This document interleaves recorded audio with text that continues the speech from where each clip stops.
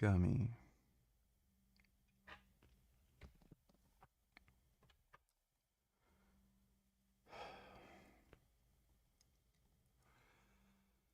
Hello.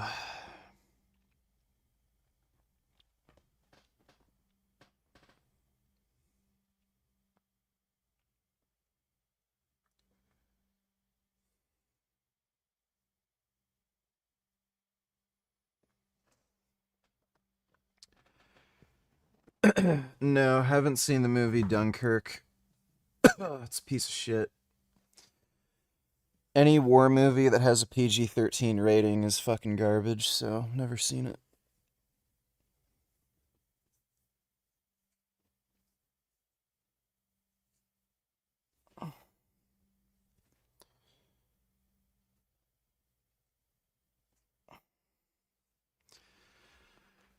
Do you think the Charlie Kirk thing was planned?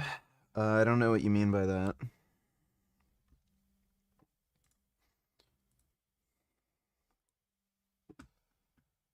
Greg made a fucking stupid video on it. Kirk's life is no more. It is real life. It's not a movie. It's not a script. And you need to feel something. Coach Greg, in a horrible day in the world of, well, in the world, Charlie Kirk was murdered for simply being a Christian conservative. He was very polarizing. He got into debates with a lot of people. Some people loved this guy, others hate. Isn't it a little too early to even say that? Like, has the shooter, like, has a manifesto from the shooter even been found? Or has he spoken?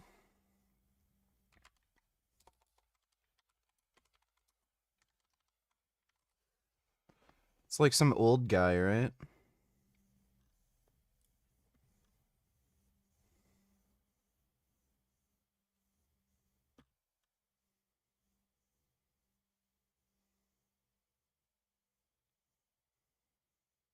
Suspect has not been identified. I thought it was like a 70-year-old man.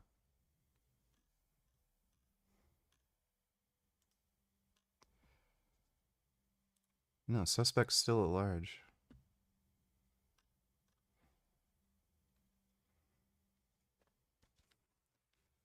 No, the old guy was released, the shooter's gone. Oh.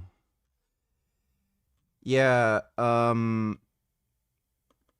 so they don't even know who the suspect is? Why would Greg assume anything when they don't even have a suspect?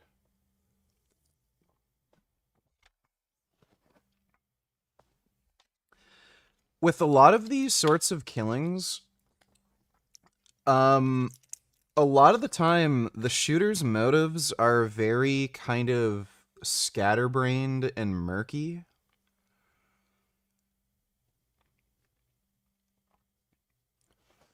So, yeah, the person who shot him very likely isn't some left-wing Hassan Piker type who didn't like Charlie Kirk because he was Christian and doesn't like trans people. Like, it may be like the Trump shooting, where the guy was clearly a Republican conservative, but was just mentally ill and wanted to commit some sort of assassination against a politician. That guy was planning to actually kill a Democrat, but it just happened to turn out that Trump was going to be right near his town, so he just decided to try to take out Trump. So I don't know why you would assume anything like that when the shooter's still at large. Yeah, and Groypers don't like Charlie Kirk.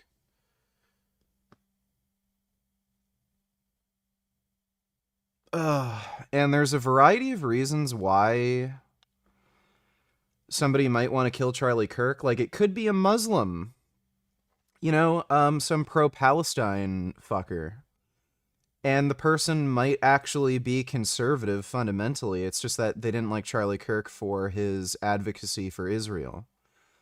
Could have been a Groiper who's a fucking white nationalist, but again, they don't like Charlie Kirk. Like, it could be anything. So really fucking stupid to like make assumptions when the shooter's still at large. Greg's a fucking dumbass. Hated him. Now, Did you watch the videos? Holy fucking shit, dude. Yeah, I saw. The guy shot his neck and it just instantly, blew open his carotid artery. Yeah, he died within seconds.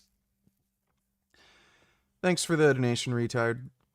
whether you agreed with him, disagreed with him, that doesn't matter. It's irrelevant. We're all human beings. And so what we have to understand is that this is not okay. I personally think that the world has been desensitized. Like, people don't care. They've been trained to think that violence is not that big a deal.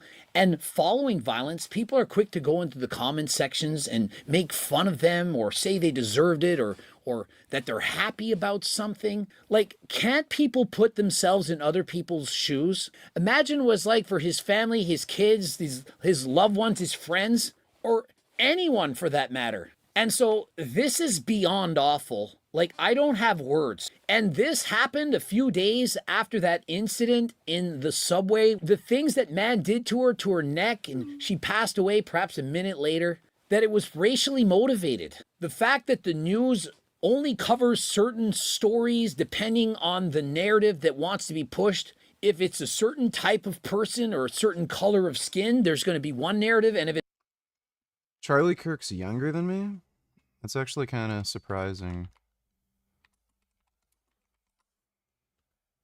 Yeah, he's 3 years younger, or no, well, 2 years younger than me. 2 years and a few months, I guess.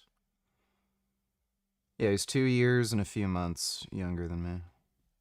If it's another color of skin, a different narrative. We're all the same inside. I don't care if you're black or you're white or you're brown or you're green or you're blue, if you're male or you're female or you're transgendered, if you're gay, if you're straight or whatever. Like, how does it matter? We're all people, and murder is wrong. Now, perhaps I get demonetized for saying the word murder. If you're a kid, you're watching this video, you shouldn't end somebody's life. It's not okay. It's not cool. It's not funny. It's not something to brag about. You know, it wouldn't surprise me where, when they finally find the shooter, and it turns out to be, like, somebody you wouldn't really suspect. So, like, some mega conservative who just kind of went insane. I can guarantee you all of these conservative pundits are going to start saying that's a CIA psyop or something. Why would a conservative do that? It was obviously a leftist, These people are all, like, conspiracy-brained fucking idiots. And I mean, like, again, you can just look at the Trump shooter, and a lot of the people still deny the Trump shooter was right-wing conservative. About. It's bad. And if no one taught you that, then I'm sorry, you were not raised properly. And so me and my friends are talking about this. I'm going to read one response.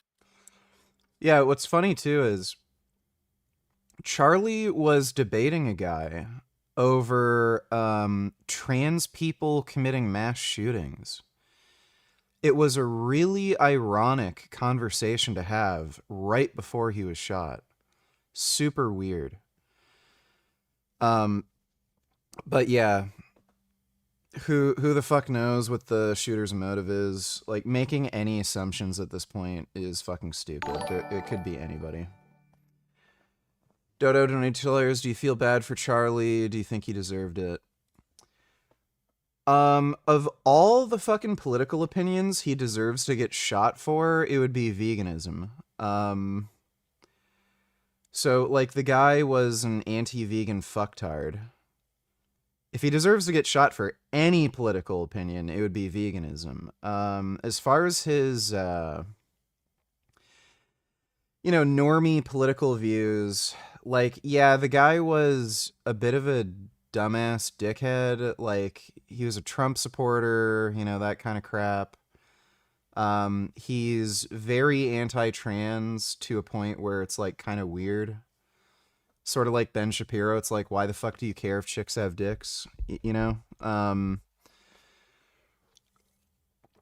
But it's not like the guy was a Nazi like Nick Fuentes. He's just a bit of a dickhead. So, you know, Christian conservative.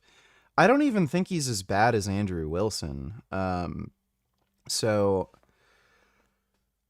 he's just a kind of typical, you know, sort of dickhead conservative. Not that bad, but not great either. Like, he was at the very least an Israel supporter, so I don't think he deserved to get shot over any of his political views. If he deserved to get shot over anything, it would be veganism, but that's probably not why he got shot. Thanks for the donation, though, Dodo. I just feel so bad for Austin Comics RN. Event of the century just happened and they can't say a single thing about it because their daddy will get mad at them. Totally bonkers that the shooter is still at large. Do you think this was a professional? No. People who are talking about the distance in which the shot was made are fucking idiots who've never been shooting. It's been estimated that the shot was from about 200 yards away. That's an extremely short distance. Anybody could make that shot. You don't even need like any kind of like scope or red dot sight or anything. You could easily make a shot like that with a decent pair of irons. So that's a pretty short distance away. So there's no reason to assume the person who shot him was like any kind of assassin or had military training. It's just such a short distance. Also, if you're gonna assassinate somebody, you would aim for the head. Ideally, Charlie got shot in the neck, so the shooter did seem to miss his shot. So it was 140, yeah, so even closer. So 140 yards is a very short distance. People who are saying, oh, how could anybody, oh, this was a professional hit, they don't know what the fuck they're talking about. Like, no fucking clue. So it's a very short distance. And again, the shooter missed. He guaranteed the guy was trying to hit him in the head, and he hit him in the neck. So that suggests to me this isn't some fucking Marine sniper or ex-Navy SEAL or CIA or something like that. There's nothing to indicate that. I'm sure the person was a recreational shooter or something, but yeah, no, there's nothing to suggest they're like ex-military or some professional hitman or something. Thanks for the donation, though, retard. I'm not so much impressed by the distance but that he has evaded law enforcement up to this point. Seems extremely difficult. Buddy, police are fucking retards. So, no. That doesn't surprise me. Police are dumb. So, you make the shot, make a quick exit, change your clothes, act like nothing happened. Yeah. Stuff like that happens all the time, by the way. There was a huge fucking terror attack and shootout, I think in either in the UK or France or something a while back. There were at least 5 Islamic terrorists involved in some like bombing or something. They evaded the police like 2 or 3 times. And there was a manhunt for them for weeks. So it happens all the time. It's not necessarily difficult to evade the police. It's just that a lot of criminals are stupid. Thanks for the donation, though, retard.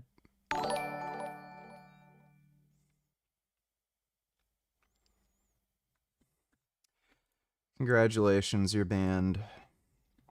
Sego, donate $2. Only a coincidence, only a coincidence, only a coincidence. Jewish communities have been pushing the exact kind of hatred against whites that they claim to want people to stop using against them. Now, I don't like generalizations. Not every Jewish person believes that. But it is true the Anti-Defamation League was part and parcel with Black Lives Matter. It is true that some of the largest financiers of left-wing anti-white causes have been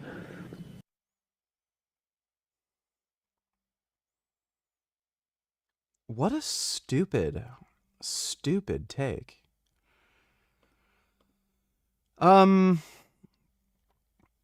Black Lives Matter was not an anti-white cause.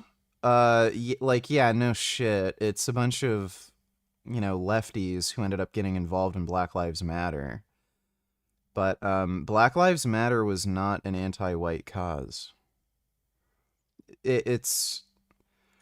It's kind of like saying MAGA Republicans are all Nazi white supremacists. It's like, yeah, sure, there's plenty white supremacists who are MAGA, but it's not really a white supremacist movement.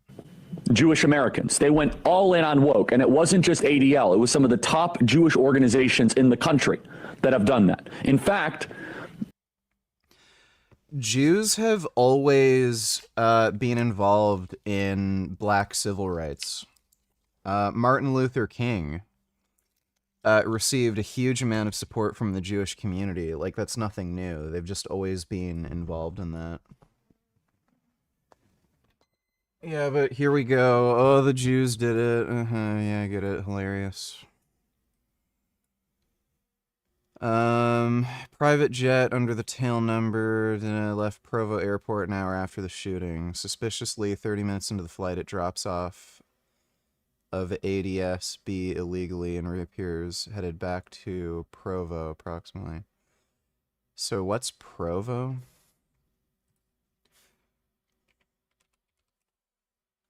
There's no way. There's no way in my mind that the shooter would... Provo, Utah? What?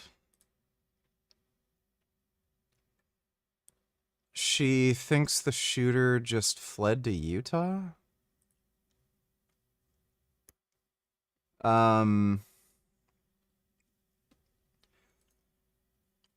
The likelihood of the shooter having a private jet and was able to get on within 30 minutes of the shooting, that sounds nonsense.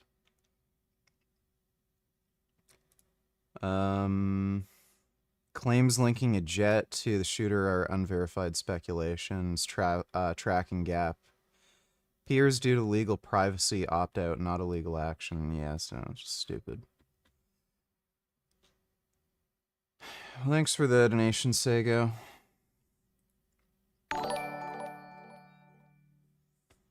Did you know Charlie's wife and kids were there as well and probably saw the whole thing? That's kind of fucked and sad, don't you think? Yeah, it is pretty crazy.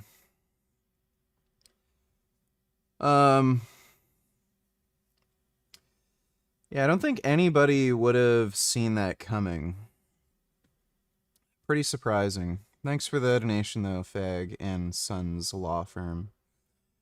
Did you see the video of the shooter sprinting on the roof like a Naruto character? No, I didn't. Let me see if I can find the video. Shooter. Charlie Kirk shooter sprinting.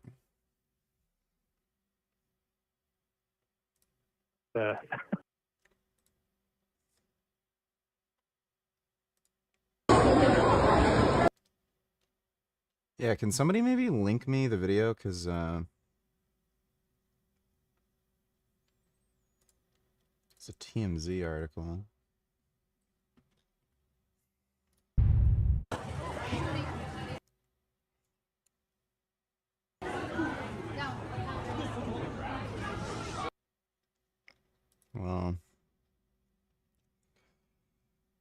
Doesn't seem to be sprinting like a Naruto character, and yeah, that's not a significant distance away. That would have been a very easy shot. He just ran from place. Right. You just saying?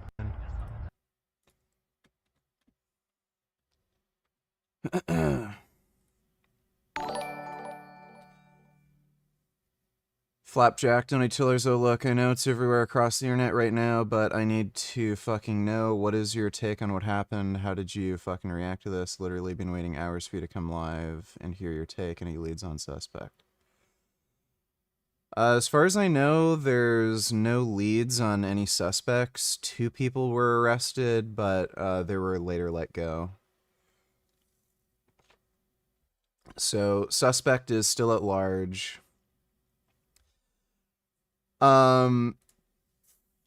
As far as whether I think Charlie Kirk deserved to get assassinated, no. At least not for his political views. Like, he's not a crazy white supremacist, fascist, like Nazi ideologue like Nick Fuentes, so it's kind of strange to me that anybody would be pissed off enough at anything Charlie Kirk says to go out of their way to kill him. He's not that bad. Like, he's a bit of a dickhead, but he's not that bad. He just has some, like, basic bitch, you know, Christian conservative takes.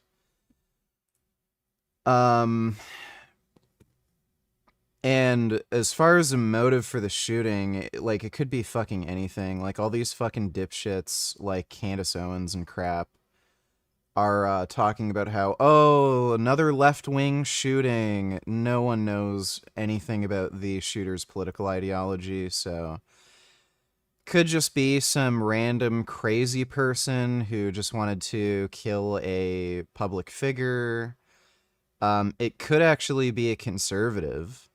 Like, look at the Trump shooter. Usually people who commit these kinds of killings are just kind of unhinged and they don't have any very clear, solidified political motive. So you can only speculate, but, yeah, the people who are rushing to claim it's some pro-LGBTQ leftist, they're just fucking idiots. And, they're just trying to politicize the issue before they even know anything about it. Thanks for the donation, though, Flapjack.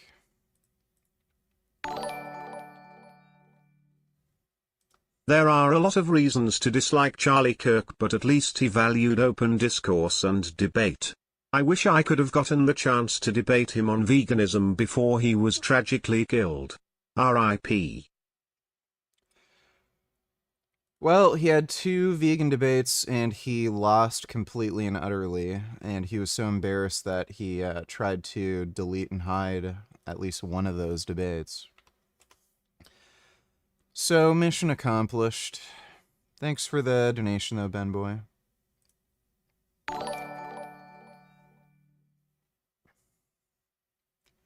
Dodo donated $3. Let me see. Yeah, I'm sure this is going to be great.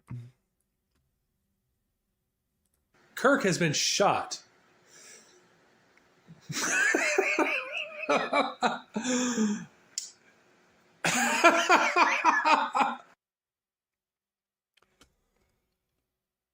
Uh-huh.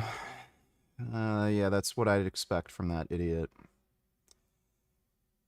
It's very fucking bizarre to me.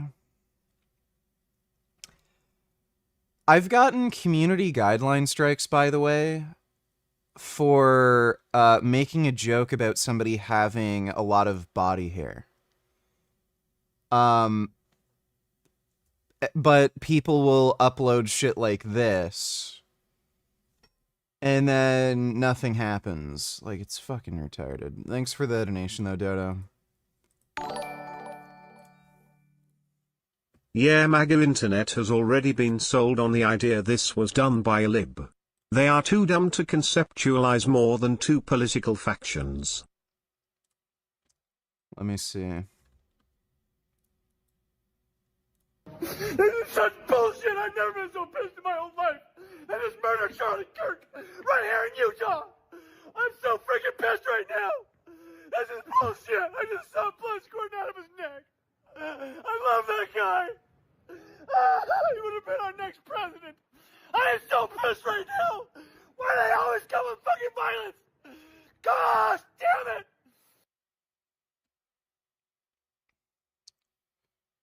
It's a very, very weird reaction.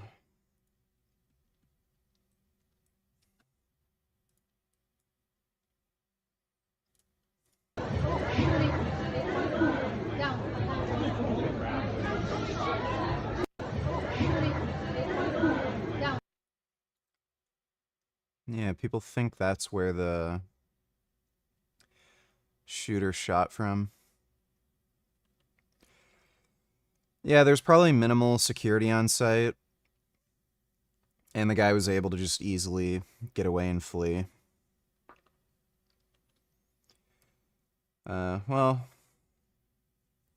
there's a good chance, you know, the police will be able to track him down and they'll find him eventually.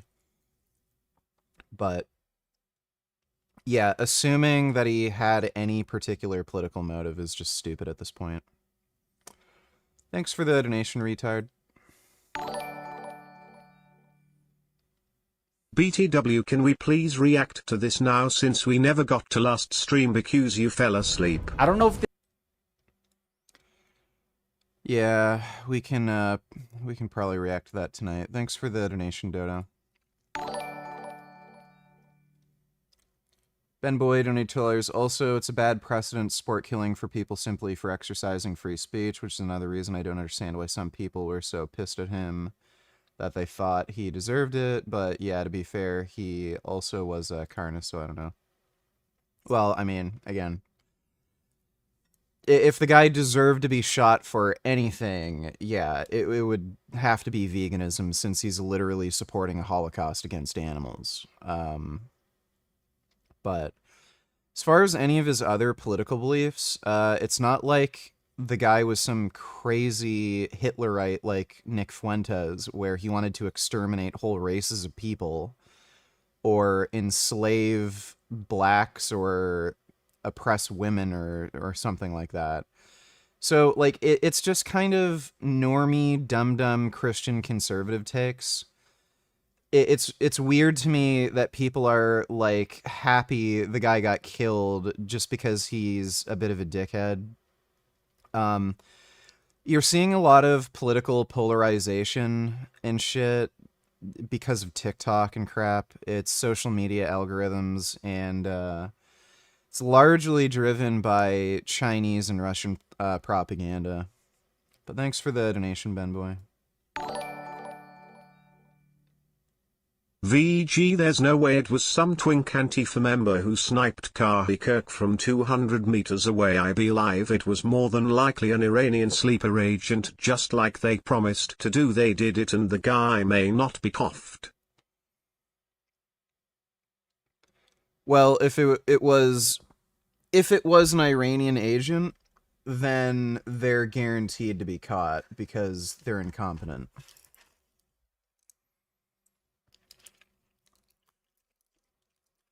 I'm not saying it's impossible, but it seems unlikely that Iran would go through the trouble of assassinating Charlie Kirk.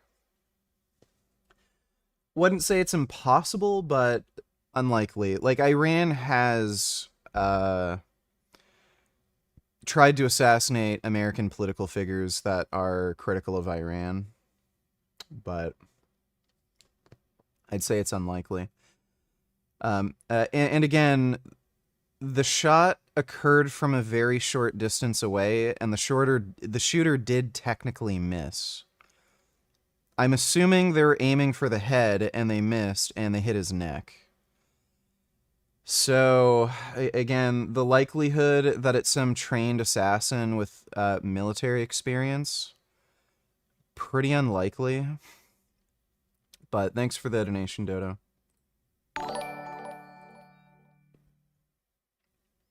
Gay donate $2 linked to the shooting, NSFW. Well, yeah, I've already seen it. Not counting gang violence. Great. Not counting gang violence. Yeah, he was immediately knocked out. Yeah, he was immediately knocked out. That may have actually shattered the vertebrae in his neck. That looks like it was like pretty close to his spine. Yeah, he immediately just went limp. When I saw that, I knew the guy was like dead immediately. Yeah, you're not surviving that.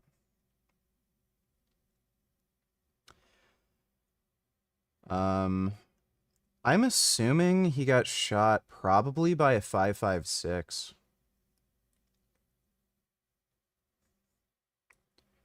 Yeah, chances are the shooter just used an AR.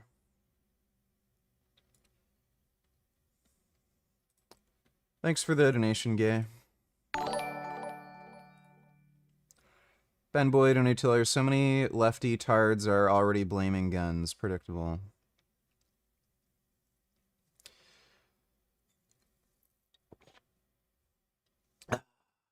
Yeah, I could go on a whole rant about that, but, you know, they're just dumb. There's literally no point arguing about gun control with lefties because they're just ideological fucktards. Thanks for the donation, though, Ben Boy.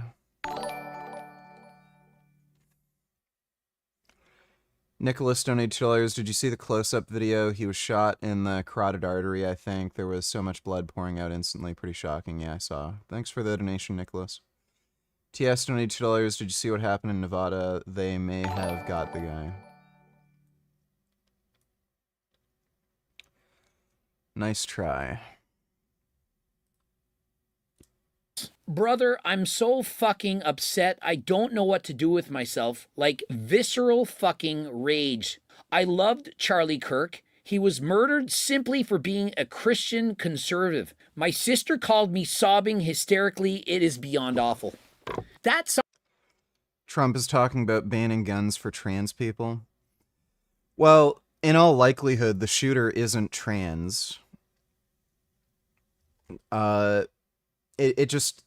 Like, I don't know why people are just so quick to assume the shooter's a lefty. For one thing, who's the... Like, what political group is, one, interested in owning firearms, and two, actually spends the time and practice to use a firearm to be comfortable enough to, you know, commit a shooting? Yeah, it's conservatives. So it's so stupid to ban guns from trans people when, like, you can look at most gun violence. It's usually just linked to organized crime, and most criminals aren't fucking left wing. So yeah, and like, you know, I'm sure when the shooter, you know, turns up, it's not going to be a trans person. So like, what? It's so dumb. Like, there's so few trans shooters. It's just, you know, you know, more hating on trans people for no reason. And it's kind of fucked up that the firearms community is supporting it, because these are the same people who have always been paranoid about the government banning guns on the basis of mental health, because they assume they're just going to use it to ban guns from everyone, or they're going to institute some mental health requirement to own a firearm, and then it's going to effectively ban guns from most people. But yeah, here we go. Oh, when it's trans people, oh yeah, sure, why not? Dodo donated $2. Jeffrey's gotten really successful. He's got money, he's got the physique, and he's got the girls. He must be so happy. Wait, he still looks kind of depressed. But Jeffrey, you have it all. What could be missing? Adonis. Family means everything. Dude, Hamza is a genuine dumb fuck. Look at married men and tell me how often they look happy.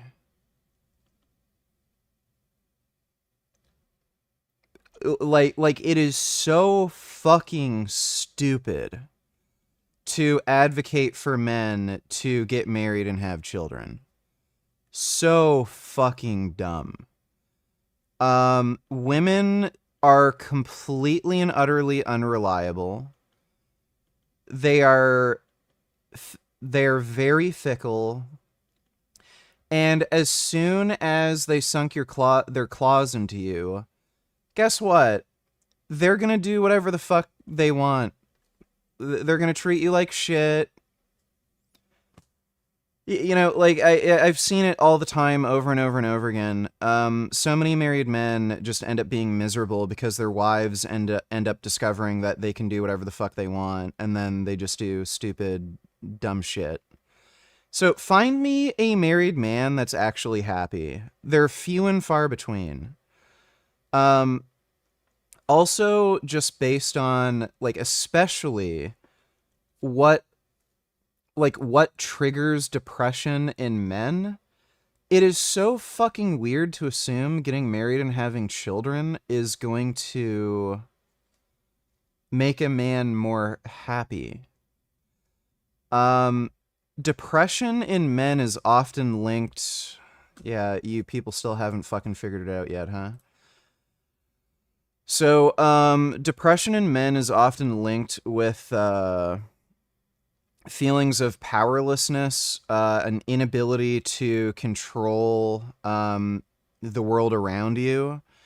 Like, when you're dealing with a crazy fucking woman who kind of has these power advantages over you because she can take your kids away, or she can take half your fucking money and your house and crap, and she ends up, like, overstepping a lot of bounds.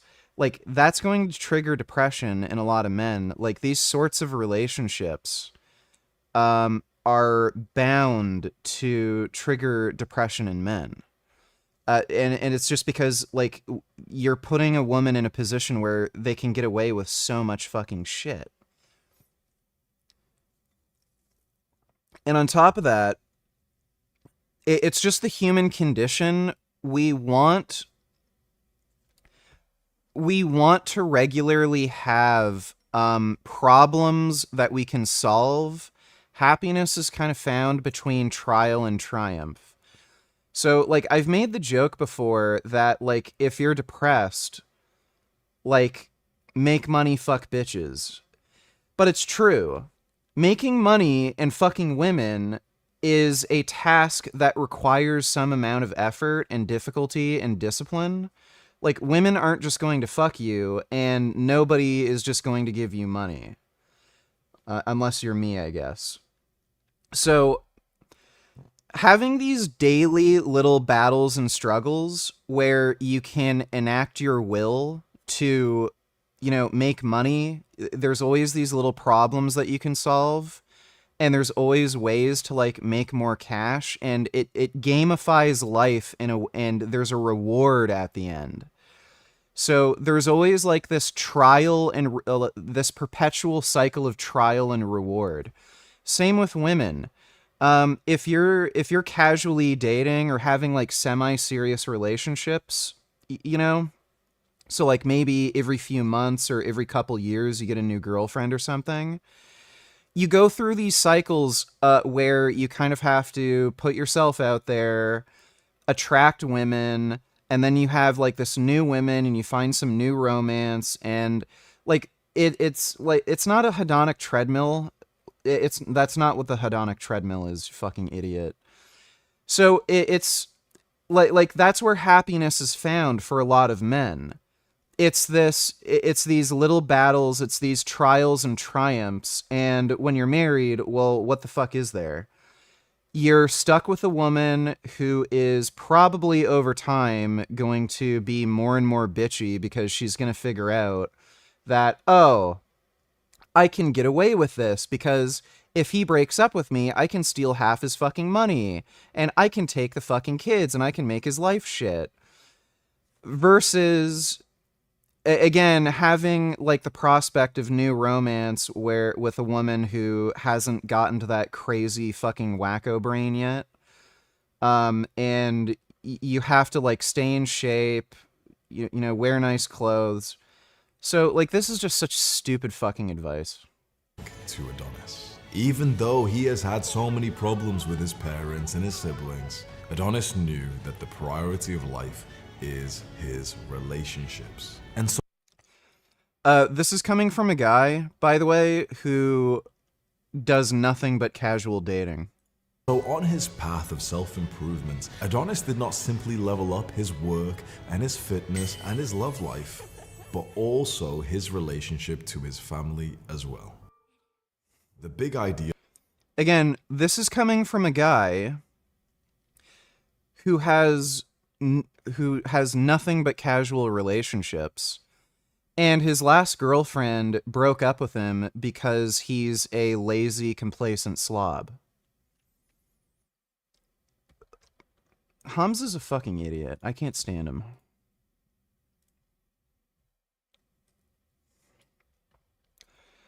Greta Thunberg claimed her boat was struck by a drone. Tunisian authorities confirmed there was zero drone activity in the area. Turns out crew member set off a firecracker, blamed a drone. I can guarantee you that was deliberate.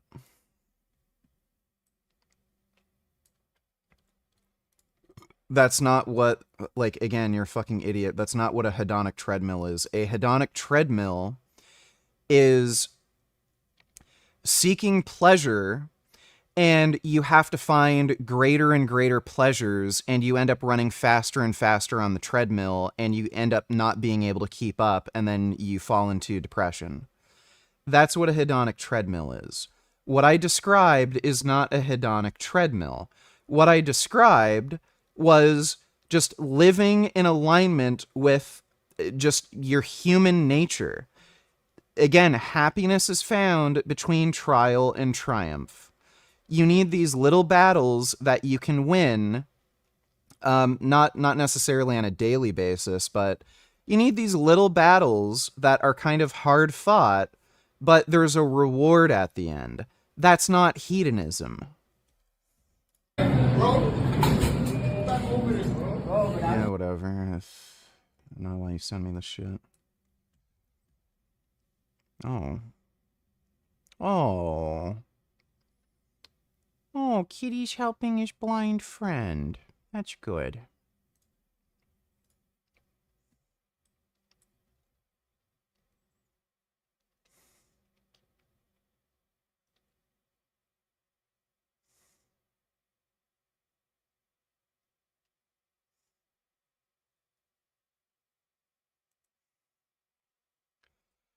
Yeah, this is why I'm glad I don't go to a commercial gym. Like, what a dumb bitch. Wouldn't it be great if you're working out and, like, some fat fucking bitch, like, just with no care and consideration, just bumps into you and then you destroy your fucking shoulder? Could you say a few words about the falling out on the one hand of the Saudi Arabia and the UAE on the one hand and Qatar on the other? Are you moving toward a resolution of that situation? It's not a falling out. It's just we don't want to have anything to do with them. The Qataris, since the mid-90s, have been sponsoring radicals. They have been inciting people. They have become a base for the leadership for the Muslim Brotherhood, and the Muslim Brotherhood, you have to keep in mind, is what begot us Takfir and Hijrah, which begot us Al-Qaeda, which begot us Al-Nusra. The Qataris allow their senior religious clerics to go on television and justify suicide bombings. That's not acceptable. The Qataris harbor and shelter terrorists. That's not acceptable. Al-Nashri, the head of Al-Qaeda in the Arabian Peninsula in 2000, entered Saudi Arabia on a Qatari passport. We captured Al-Qaeda types coming into Saudi Arabia with Qatari passports. The Qataris know this, the Americans know this. The world knows this. The Qataris are funding dissidents in the Emirates and Bahrain and Saudi Arabia and in Kuwait in order to cause problems for those governments. Well, we all know this. Again, it's only the dumb lefty fucktard media. And even conservatives have fallen for this shit. Nothing Israel did violated international law, and they weren't out of hand. They didn't do this fucking strike, like, out of hand. Yeah, Qatar funds fucking terrorism. The only reason the U.S. kind of plays nice with Qatar is just due to oil. But everyone knows they fund terrorism. Thanks for the donation, though, Dodo.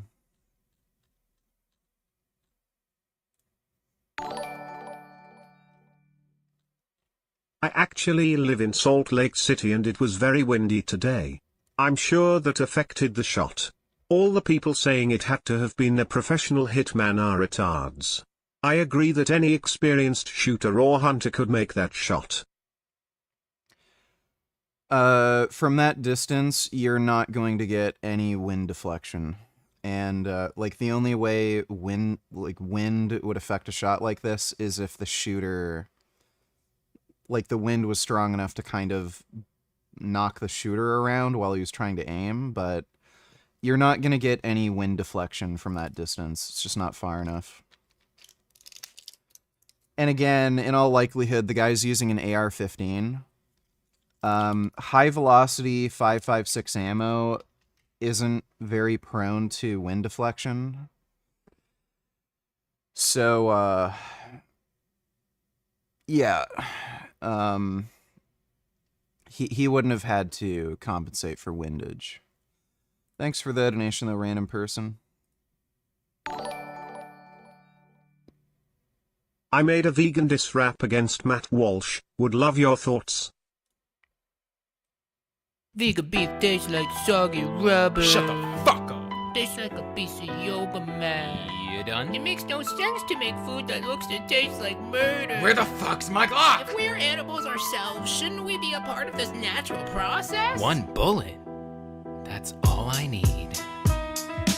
Hey there, Matt. Hey, your guts! I'm cold poison. I heard you flex a manhood. But yours ain't carved out of porcelain. You wash your mouth with the counterfeit D'Angelo wine, but the taste ferments waste when you grape us with lies. This walrus is the worst at taking down his prey. You're a vulture who thirsts for bodies lost in decay. Masculinity hurts when we progress on philosophy. Come take an upfront lesson in biology. When I scope bullet to the throat, in line with Plitch. You're not the first man I've destroyed in the disc. Blood burst through your arteries, right where your heart would be if you had a fucking ounce of empathy in place of hollow mockery. Your larynges could feed an endless cafeteria, but no calories in your back would feed a piece of bacteria. It's unfortunate Bill Anderson can identify as logical. Even Riley can't grip the knob that makes you too comical. Wrist hop, death grip, red dot.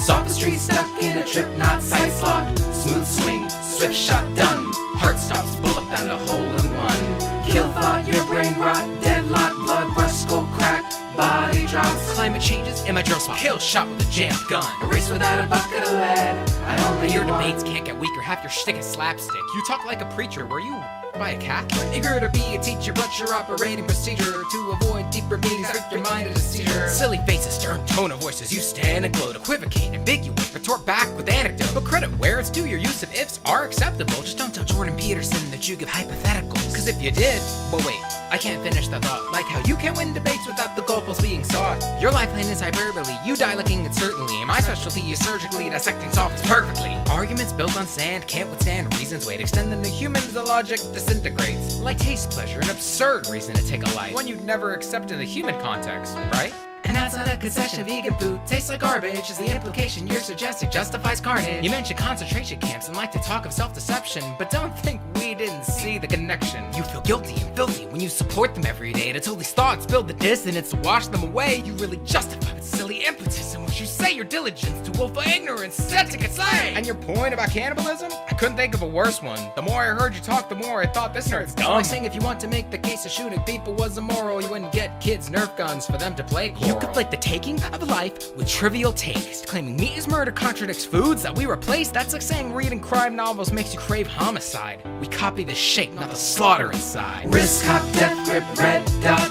Sophistry stuck in a trip, not sight lock. Smooth swing, swift shot done. Heart stops, bullet down the hole in one. Kill thought, your brain rot, deadlock, blood rush, skull crack, body drops. Climate changes in my drill spot. Kill shot with a jammed gun. A race without a bucket of lead. I only need one. I'm mad. I don't hate you.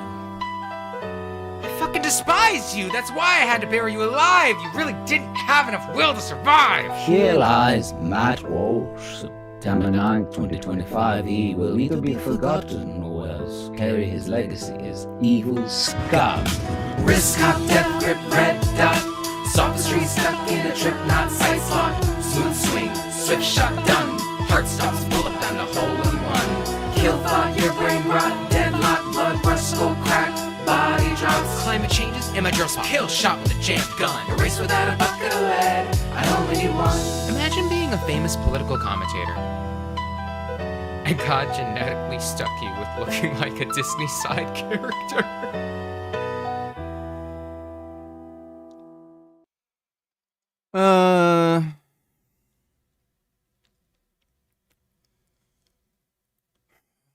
I'm not really into rap music.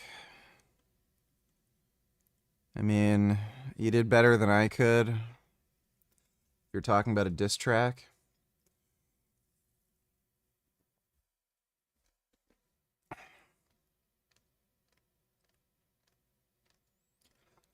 Feel like you could have taken a lot more opportunities to kind of insult Matt's critical thinking skills. It's one critique I could make.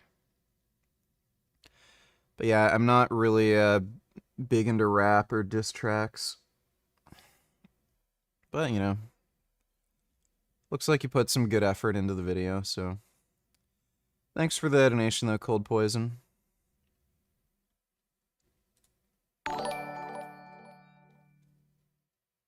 Maybe the shooter knew hitting the neck would be lethal because of the vital parts like arteries and windpipe, and therefore it was indeed a professional.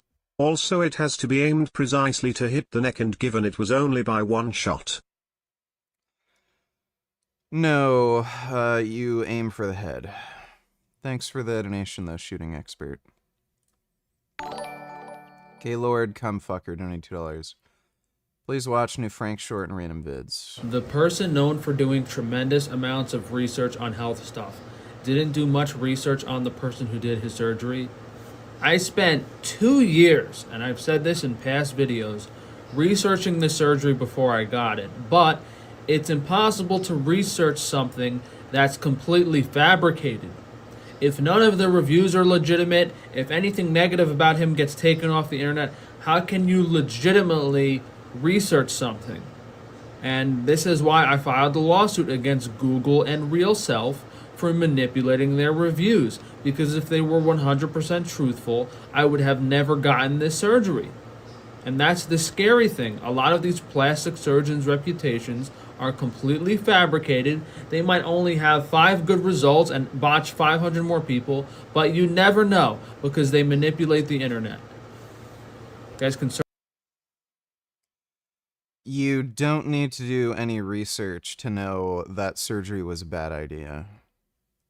Frank's just stupid. All right, everybody. Normally I don't comment about world events, but I thought I'd offer my opinion. As you guys have probably heard, Charlie Kirk was shot in the neck and killed at an event today. And I honestly have to say, folks, I saw this coming a long time ago. I've talked about it on my live stream about these polemists, these political pundits, the Nick Fuenteses, the Sean Hannitys, the Rachel Maddows, the Anderson Coopers, the Black Lives Matter activists, and all these other people that fan the flames, get people angry and upset, just in order to make money, in other words. Regardless as far as whether you agreed or disagreed with Charlie Kirk, and I've heard a lot of his speeches. I've seen him on TV and see the stuff that came out of his mouth and stuff like that.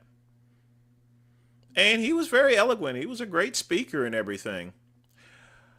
He made millions of dollars, 3 multi-million-dollar houses and stuff like that. But at the end of the day, folks,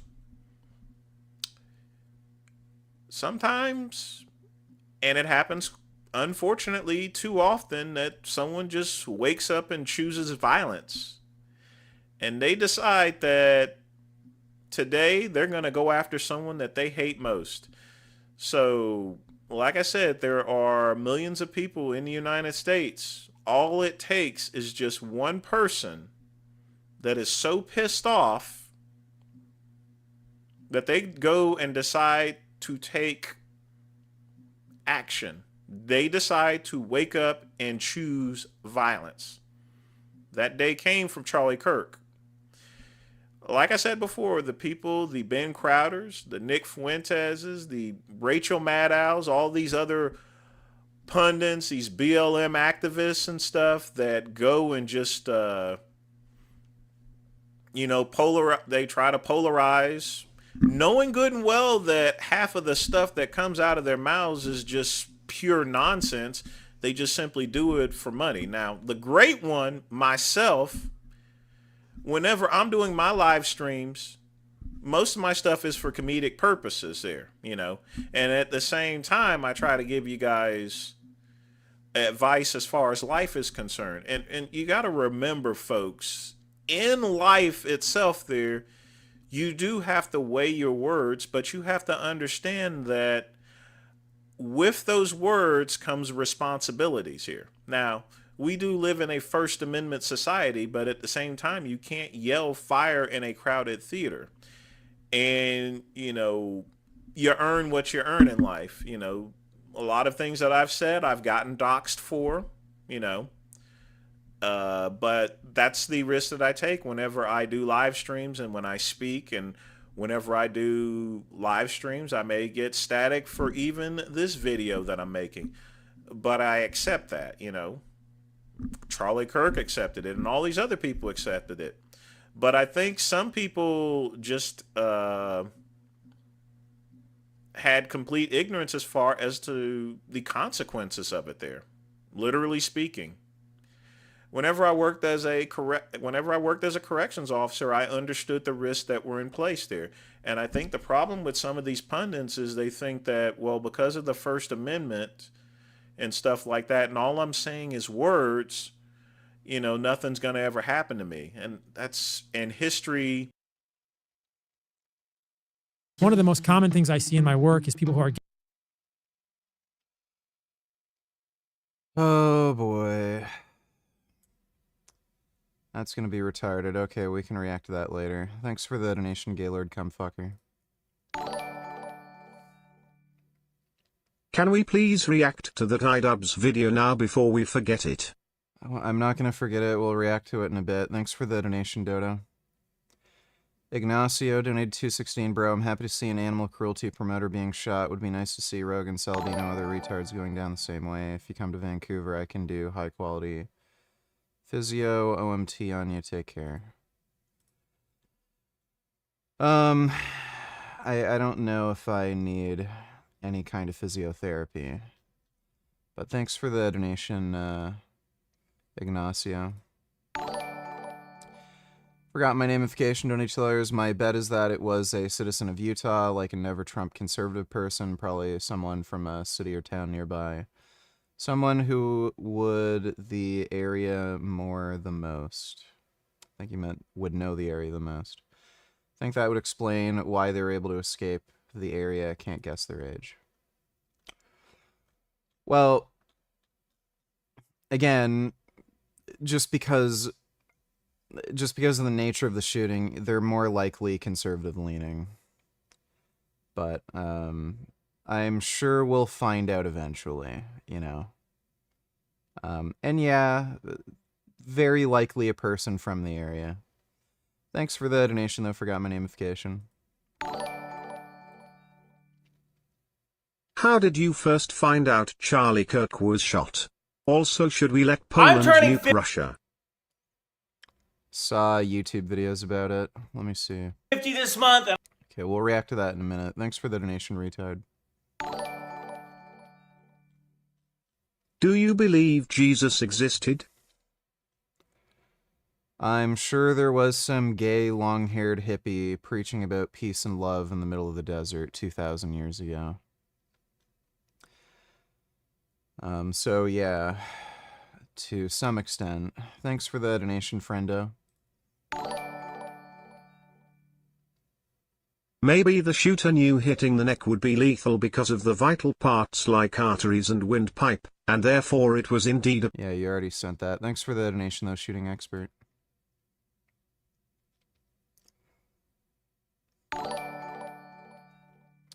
Ignacio did the same donation again. Thanks for the donation, though, Ignacio. There's a long backlog of donations, so if your dono doesn't play right away, it's just because there's a backlog of donos.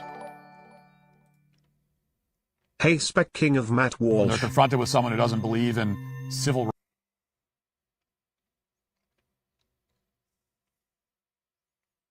To Kill a Mockingbird is racial propaganda?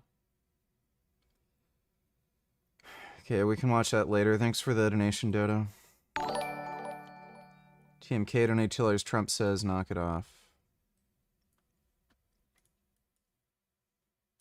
To my great fellow Americans, I am filled with grief and anger at the heinous assassination of Charlie Kirk on a college campus in Utah.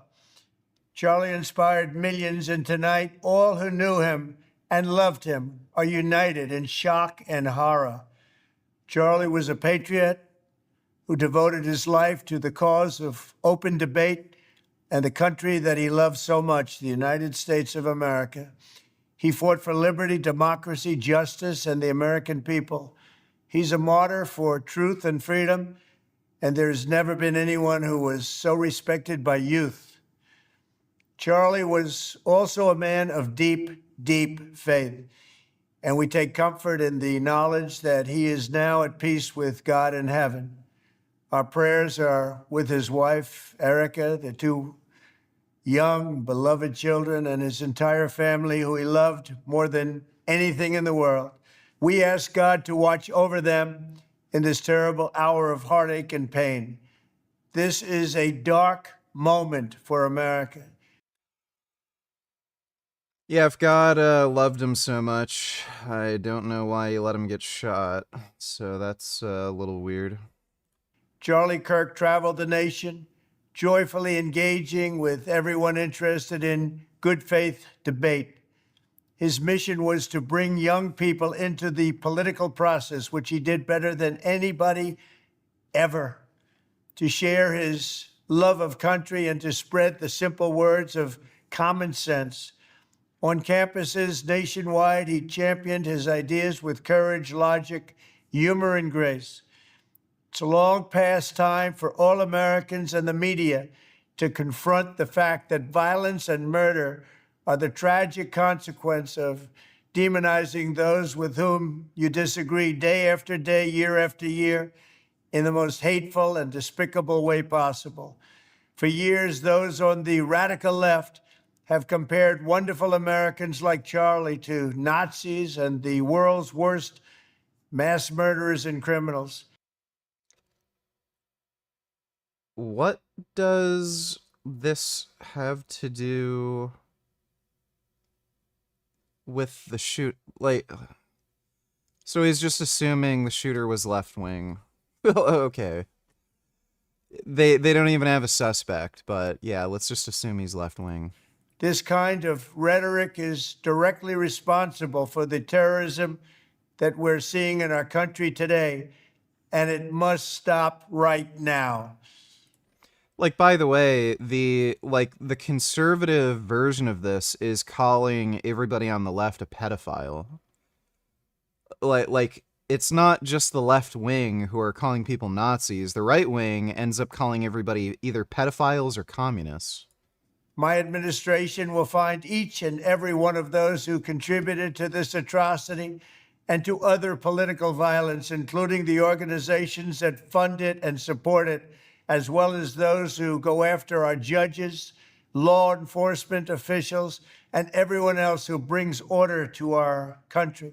From the attack on my life in Butler, Pennsylvania last year, which killed a husband and father, to the attacks on ICE agents, to the vicious murder of a healthcare executive in the streets of New York, to the shooting of House Majority Leader Steve Scalise and 3 others, radical left political violence has hurt too many innocent people and taken too many lives. Tonight, I ask all Americans to commit themselves to the American values for which Charlie Kirk lived and died, the values of free speech, citizenship, the rule of law, and the patriotic devotion and love of God. Charlie was the best. Why does this video seem like it's AI? Thanks for the donation, though, TMK. Dodo donated $2.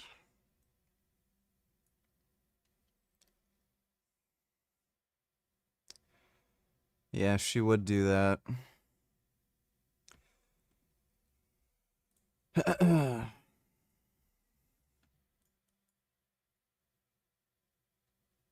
I was standing in the back part of the ship, the aft deck, and I heard a drone. Well, it was clearly a drone. Then I got out of the cover, saw a drone clearly about 4 meters above my head.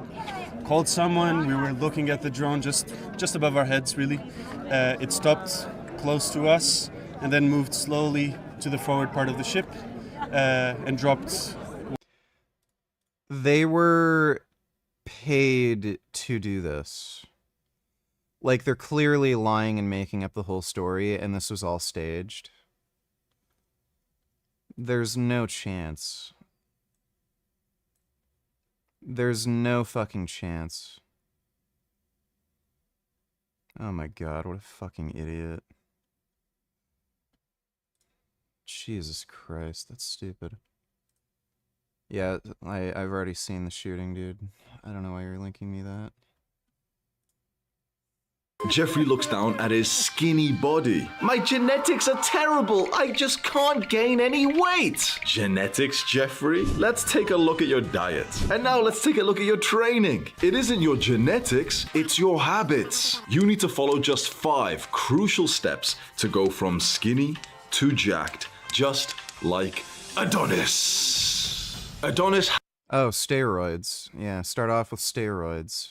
Has an aesthetic body, and by the way, this isn't even a real person. This is Photoshop, and I don't know why the hell this is a really gay photo.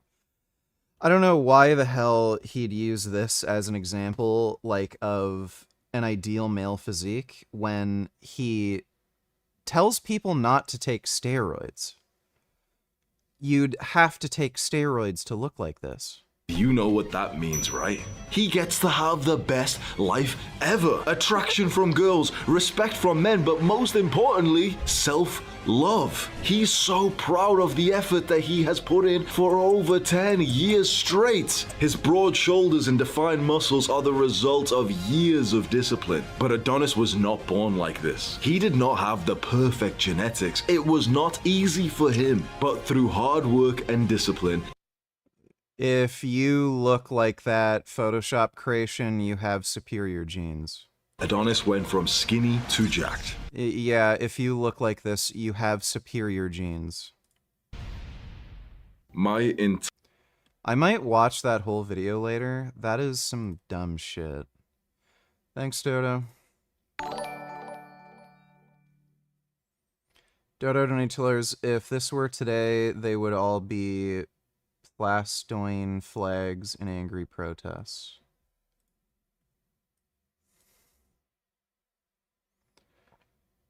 Yeah, I bet. Probably would be. can't be racist to white people. I can't oppress the oppressors. So, You think white people are the oppressors? Oh, for sure, nigga. We was slaves for I don't know. I don't need to listen to brain rot.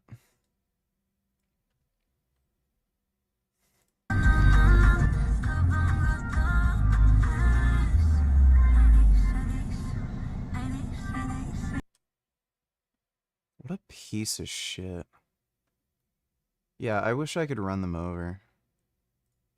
I'm for annihilating Palestine. Why? I don't even understand why people do that. You can bring them to an animal shelter. You can literally post an ad on Craigslist or something saying, pick up my cat that I don't want. Like, they're pieces of shit. Because they are Satan-worshipping terrorists. You believe in Satan? Islam is worship. Do you believe in Satan Satan? worship. Yes. Why? You believe in God. You believe in Satan. Why do you believe in Satan? Because he's God's favorite angel. How do you know? Who fell from heaven. I thought you weren't Christian. I'm not a Christian. So how do you know about Satan falling from heaven? That's he's Jew. He follows God. Oh, you're Jew? No. Islam is based on. So how do you know Torah. what Satan did? Yeah, whatever. Don't care. So an average citizen makes a 550-foot shot using only one bullet. He leaves the scene with his rifle and nobody on this bustling college campus sees him. Not one camera captures him. This was a professional hit by an Sleeper agent, no doubt VG. That's great. Thanks for the donation, Dodo. If you look at that Trump video, it's two layers. The outer layer is either AI or pre-recorded. The inner layer is actually Trump. What's real is his head and the inner suit. The outer suit, arms, and hands isn't natural. Okay, I'll take your word for it. Thanks for the donation, Nil. Here is the post-dark souvenir made about Charlie. Well, he's a fat retard. Thanks for the donation, Dodo. And I want to celebrate by donating $100,000 Yeah, you know what? Fuck Greg. of non-lethal aid to Ukraine. My friend Johnny Rogers runs Help Is On The Way UA. A special message from him is that here's what went down regarding Poland. Overnight, Poland detected more than a dozen Russian drones crossing into its airspace. This wasn't debris falling across the border. These were live drones that went deep into NATO territory. Polish authorities counted, I think it was 19 separate incursions. Now here's the key point. NATO scrambled fighters, Dutch F-35s, Polish F-16s. There's an Italian AWACS surveillance aircraft. You can imagine how the espresso is on that plane, right? There was even a German Patriot system that was alerted.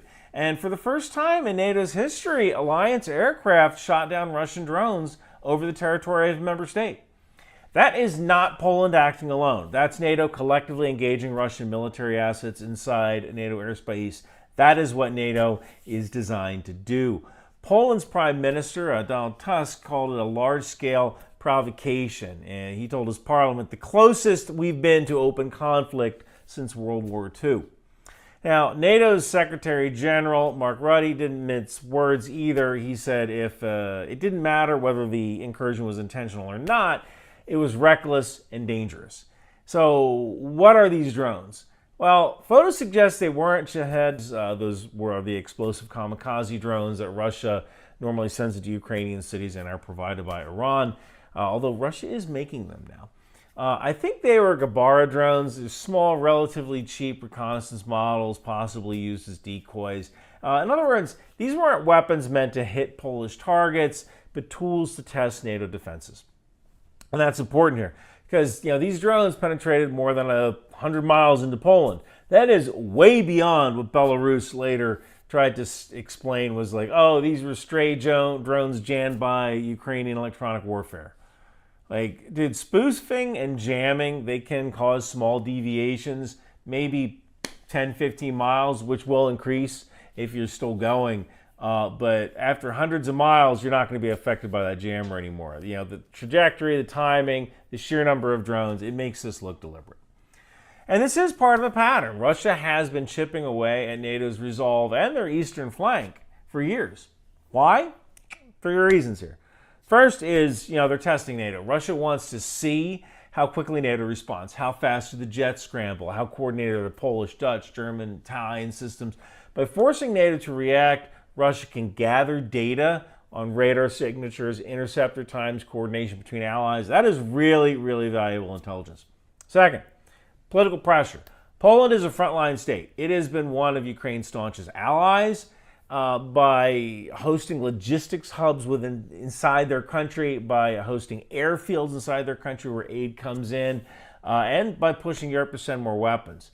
By flying drones into Poland, Putin is reminding Warsaw and everybody else that supporting Ukraine comes with risk. It's psychological warfare aimed at civilians as much as it is militaries. And third thing here is signaling. Just a few days ago, Putin told reporters he wouldn't back down and warned Europe that if NATO troops ever set foot in Ukraine, they'd be considered legitimate targets. What are your thoughts on Mike Rowe? He's just the dirty jobs guy. I don't care. Thanks for the donation, Ben Boy. Sending drones into Poland right after that isn't a coincidence. It's a way of saying, hey, we escalate on our timetable, not yours. So what happens next? Poland invoked Article 4 of the NATO treaty. It's not the famous Article 5. It doesn't mean we're going to war. The attack on one is an attack on all. Article 4 is like a consultation clause. It says if a member feels threatened, the alliance has to meet and talk about it. Poland has only pulled this trigger a handful of times before, more recently in 2022, I believe, when Russia launched its full-scale invasion of Ukraine. So this is actually pretty rare. In practical terms, NATO isn't going to go to war over these drones. Article 4 just means closed-door meetings, tightened air patrols, maybe new deployments of defense systems to Poland, probably air defense systems. Expect more joint exercises on the eastern flank, and Warsaw, they closed 4 airports during this incident, including Warsaw Chopin Airport, which I've flown out of before.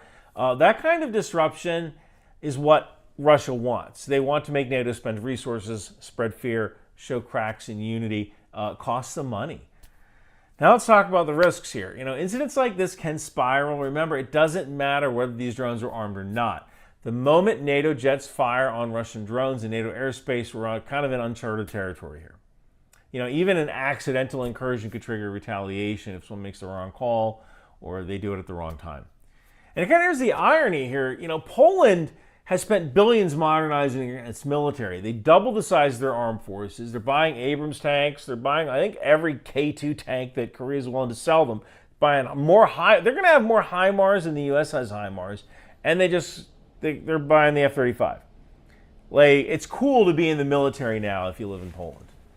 And they are preparing for the possibility of direct war with Russia. But the actual flashpoint here, it wasn't a tank battle. It was cheap propeller-powered drones buzzing across the border. And that's kind of like modern warfare. You spend billions of dollars buying all this fancy equipment for a jet to shoot down something that costs $20,000. So here's the bottom line. This wasn't an accident. Russia is probing NATO to kind of see if the alliance blinks. If NATO shrugs this off, the next step could be a drone aimed at a Polish power plant or a Russian missile accidentally crossing into Lithuania, blowing something up there. Putin is gambling that the West doesn't want escalation badly enough to push back. But every time NATO responds quickly and decisively, kind of like they did last night, it raises the cost for Russia. And that may be the only thing that the Kremlin understands. Although, believe me, I would love to give them a little taste of a B-2 Iran style. But, a guy can dream, right? Look, I'll keep following. Venezuela's Maduro and ride her boats drug trafficking to the U.S. Trump and Jasmine Vietnamese communist. This as it develops. Right now, NATO is holding consultations. Poland is demanding a firm response. Russia.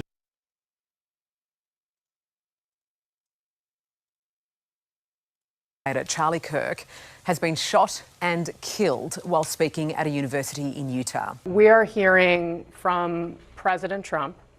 He is on his Truth Social platform saying that Charlie Kirk has passed away. Well, I'm certain that I'm not telling you anything you don't already know. I woke up to about 8 texts saying exactly the same thing. Just in case you don't, Charlie Kirk was shot in the neck. I think that this is going to be our generation's JFK moment. In fact, the footage does very much look like if JFK was filmed in 4K. I've got to say, off the mark, I don't think that that's happening in any other country. I think that you would have to go to a very desperate third world nation before you're seeing this level of violence on a daily level. I mean, the day before, we were thinking about doing a video of the guy that walked into the train and just slashed some woman and walked out. This is 0 days and counting since last senseless political death. I count the other one as political. This one, I mean, shot under his banner that says, "Prove me wrong." I guess they did with physics and bullets.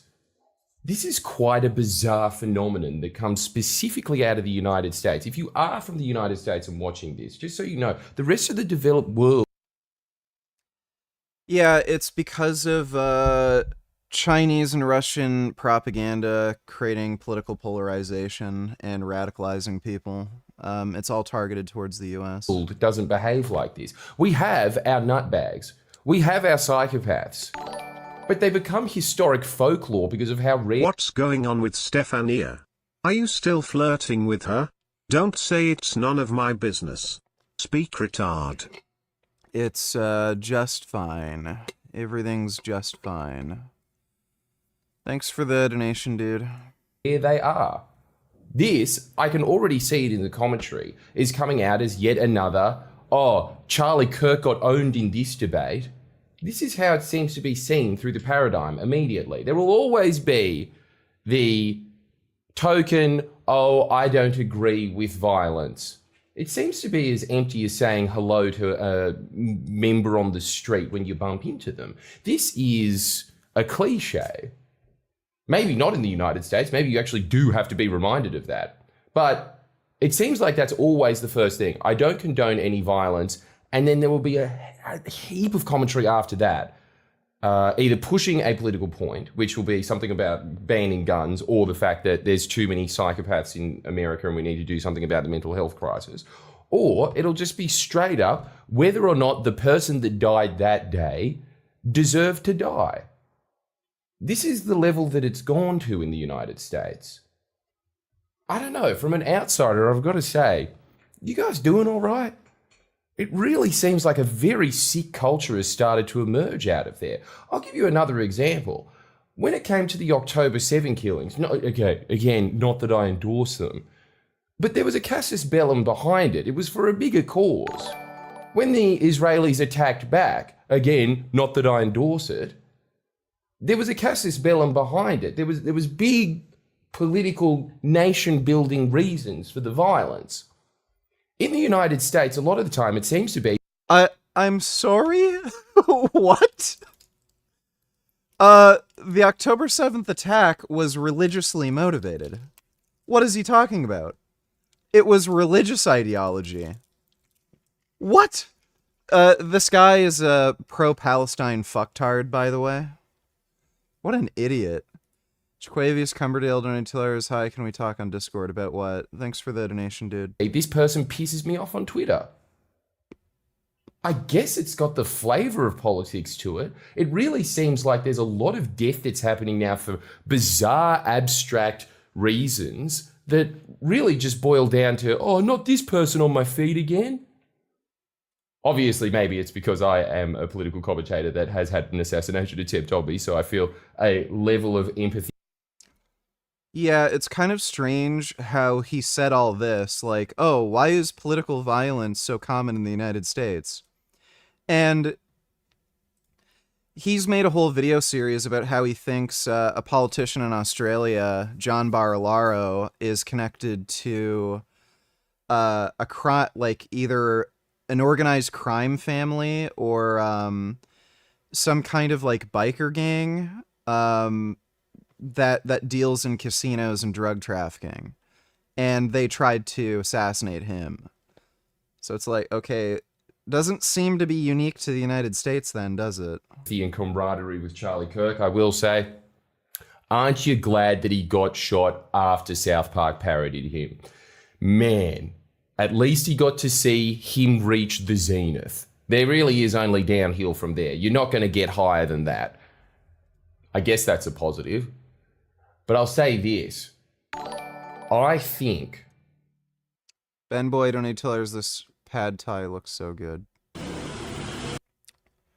Don't care. That in Australia, you would have had to have gone to the absolute depths, the peripheries. I'm talking about those forum sites before you had someone, when someone tried to do an assassination attempt on me, before anyone in Australia was saying, good, that guy deserved it. Now, that has changed since, and I have seen a lot of these same figures say it, but at least we had the convention to just leave it at, this is a bit too far. Now, granted, a lot of them said it through gritted teeth, but I will credit the Australian public for saying that political violence is probably not a good idea. I think that, honestly, apart from that cliche... That is absolute horseshit. Look at the amount of pro-Palestine fucktards in Australia. They were all cheering on the October 7th attack, and he's one of them. In this fucking video, he literally tried to justify the October 7th attack. So, like, this guy... Fuck you. This guy's a fucking idiot. Friendly Jordy's is a fucking moron, dude. Rights for foreign narco-terrorists who are not American citizens, the very first thing that comes to mind is not a rational argument. It's not a clever retort. Instead, they simply ask, have you read To Kill a Mockingbird? After the Pentagon blew up a boat full of drug traffickers last week, J.D. Vance immediately celebrated the bombings on social media. He wrote, quote, killing cartel members who poison our fellow citizens is the highest and best... Quavis Cumberdale $20 about Charlie and some things you said about hair loss we chatted before. Can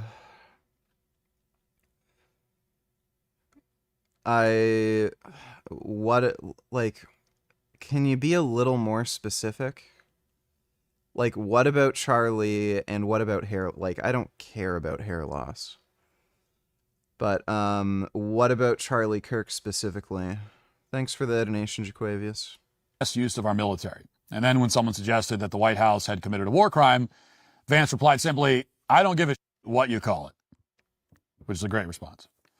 As you can imagine, there were quite a few replies to J.D. Vance's post. The vast majority were positive. People are tired of seeing overdoses in their families and their communities. They recognize that foreign drug traffickers operating in international waters aren't entitled to any due process under our Constitution. But not everybody was thrilled with Vance's reply. In particular, a fellow member of the Republican Party, Senator Rand Paul of Kentucky, unloaded on J.D. Vance, and there's a specific portion of his reply that needs... Yeah, dude, I'm not even joking when I say Australians are, like, some of the dumbest people on the fucking planet. Like, if you're, like, about to watch a video and then you notice they have an Australian accent, just turn it off. It's not worth listening to. ...to be discussed at some length. Here's what Rand Paul wrote, quote, JD, don't give a Vance says killing people he accuses of a crime is the highest and best use of the military. Did he ever read To Kill a Mockingbird? Did he ever wonder what might happen if the accused were immediately executed without trial and representation? What a despicable and thoughtless sentiment it is to glorify killing someone without a trial. Now, if you had to classify this form of argument, you'd call it an appeal to authority or an appeal to fiction, really. And this is when, to bolster your point, you cite some established expert or legal case or study or something like that.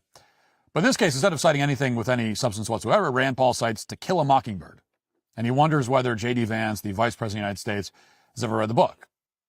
That's the kill shot in Rand Paul's foreign policy argument. Now, just in case you're one of the 10 people in the country who was not forced to read this book at some point in your life, I should make it clear that To Kill a Mockingbird is a work of fiction, and it's written at a child's reading level. Middle schoolers and high schoolers are the main audience, and even children, when they're ordered to read this book, which nobody ever would have read it if not for the fact that everyone is forced to read it, but even they generally understand that it was written by some random woman who invented a story in her head. It's not a documentary. It's not a textbook on constitutional law. It's certainly not a manual for how to approach drug cartels. It's a dumb story, and not an especially well. To Kill a Mockingbird is not a dumb story. It was a commentary on racism in the United States. Well-written one either. Now, Clem, donate $2. Turn this off, faggot, I dare you. So I've just arrived at Val's house and I am in the look Val put together the other day. So it's an 80s look we're doing, if you can't tell. This is Martha. And yeah, I'm gonna be wearing her hair today. Oh, girl. This is the fear. How good is it? This swimwear moment. The fact that it's so V, it elongates your torso.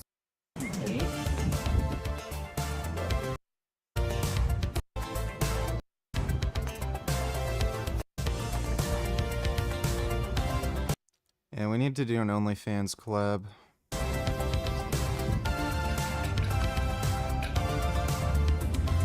Successful! It's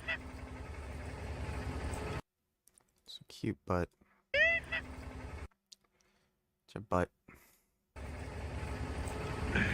Activewear! Oh my god, it's so good, Steph.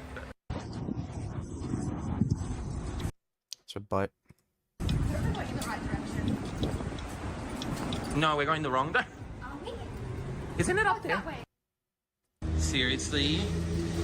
I used to live up the road from here. There we are. Oh my god, oh my god. So vegan, we love it. Alright, thanks for the donation, Clem. Now, it's true that for generations, To Kill a Mockingbird has always had the full backing of every establishment institution in the country. Every school and government relentlessly pushed the book on young people as soon as it was published in 1960. It won a Pulitzer within a year of its release. A group of librarians in Britain declared that To Kill a Mockingbird was just as important as the Bible. This book was force-fed on everyone, just like that U2 album that Apple installed in. Yeah, I've said this before. I'm pretty sure Matt Walsh is a racist white supremacist. There's no particular reason why you'd have a problem with the book To Kill a Mockingbird. None whatsoever. I'm not going to bother watching the rest of this. He's just a racist retard. Getting healthier. So do you want to date Stefania or just have a casual relationship with her? Are you into plus-size girls that wear tons of makeup? Because I previously thought you weren't. Wasn't your last relationship a plus-size girl? They're eating animal-based, avoiding seed oils, processed sugars, and they feel better. Then their LDL cholesterol goes up, and they go to their doctor, and the doctor says, "What are you doing? You need to stop what you're doing." Their doctors have made it sound like they are going to drop dead tomorrow. On this week's podcast, I spoke to cardiothoracic surgeon Dr. Philip Ovadi. A guy who's overweight and is gonna probably die of a heart attack. Yeah, he has some different views on cholesterol and statins than most cardiologists. They have been brainwashed. Weird. So the majority of doctors who know what they're talking about, say low cholesterol is good, and this one overweight dickhead says, "Oh no, cholesterol's fine." Yeah, you can have high cholesterol like me. You can be overweight and not exercise and eat like shit just like me, and you'll be fine. That all LDL is bad. But I think that the narrative is much more complicated than simply lowering your ApoB. Nope, it's not. If you have higher ApoB, you have higher risk of cardiovascular events and cardiac death. It's very straightforward. You know, the whole concept that you can reduce heart disease to one number is just foolhardy, right? This is a complex, complex disease state. It has lots of things that influence it. And, I just kind of shake my head thinking, how in medicine did we think that this one number was going to tell us everything we needed to know about heart disease? I was... Yeah, it's based on randomized trials, you fucking idiot. I was a PA in cardiology before I went to medical school, and that we were myopic. When I was working with cardiologists, they were very intelligent, well-intentioned people, and they literally would mime to me, think here, right? Think in the... What makes you think Stefania makes more money than you? Where I don't care. Think in the heart box, and if there was an LDL above 120, that person goes on a statin. And now it's even almost above 100 for a lot of people.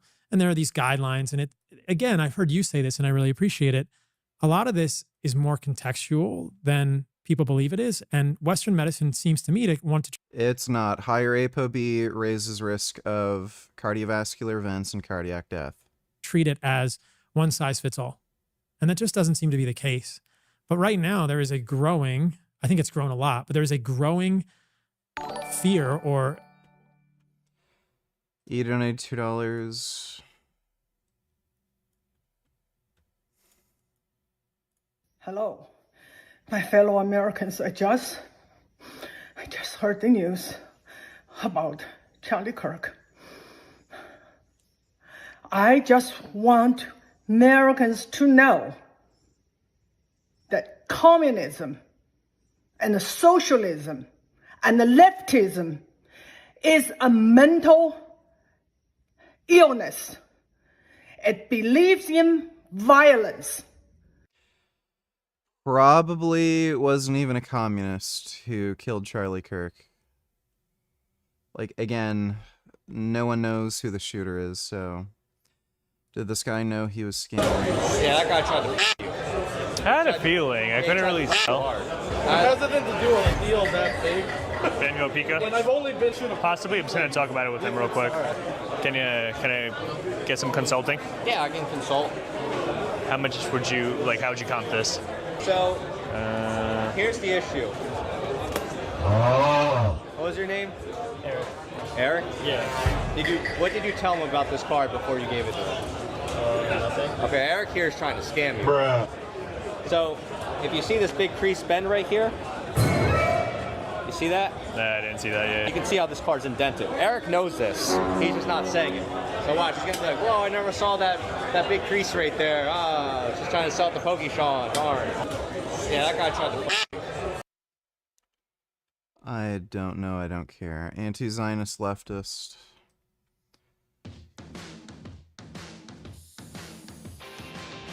That has been going on in... I don't care. Thanks for the donation, E. Sort of zeitgeist around ApoB, which is similar to LDLC, as low as possible. What do you think of this? Yeah, it's the same problem, right? Because ApoB is not one thing, right? ApoB is VLDL. ApoB is small dense LDL. Those things are problematic. But there's basically no difference in particle size between lipid particles. I think it's like the difference between 6 and 8 micron. Like, it's tiny.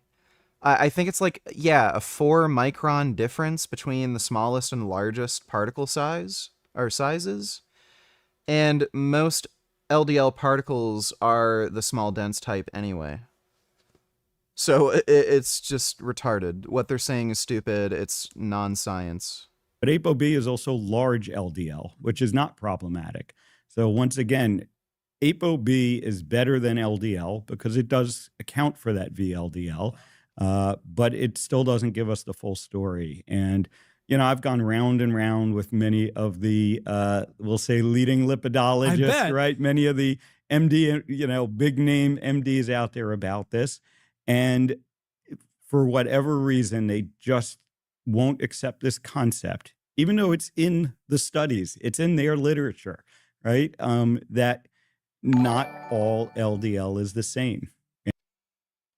It is all the same. I can't remember if it's a micron or it's a tiny, tiny difference, but it's like a 4 micron difference or something.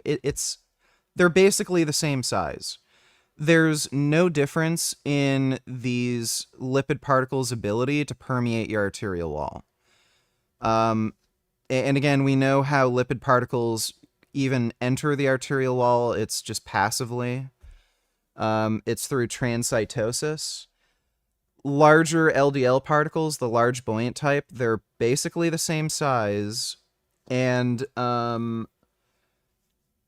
nanometers. Yeah, it's like a 4 nanometer difference between the smallest and largest particle size. That tiny difference does not make any difference in its ability to permeate through the arterial wall via transcytosis. And again, this is why you can look at research on this. There's no there's no research suggesting the large buoyant type are safe and the small dense type are the dangerous kind.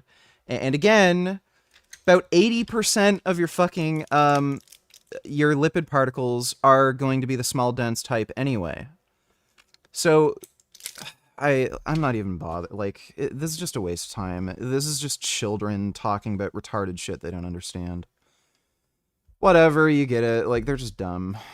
Trank Tifano donated $3.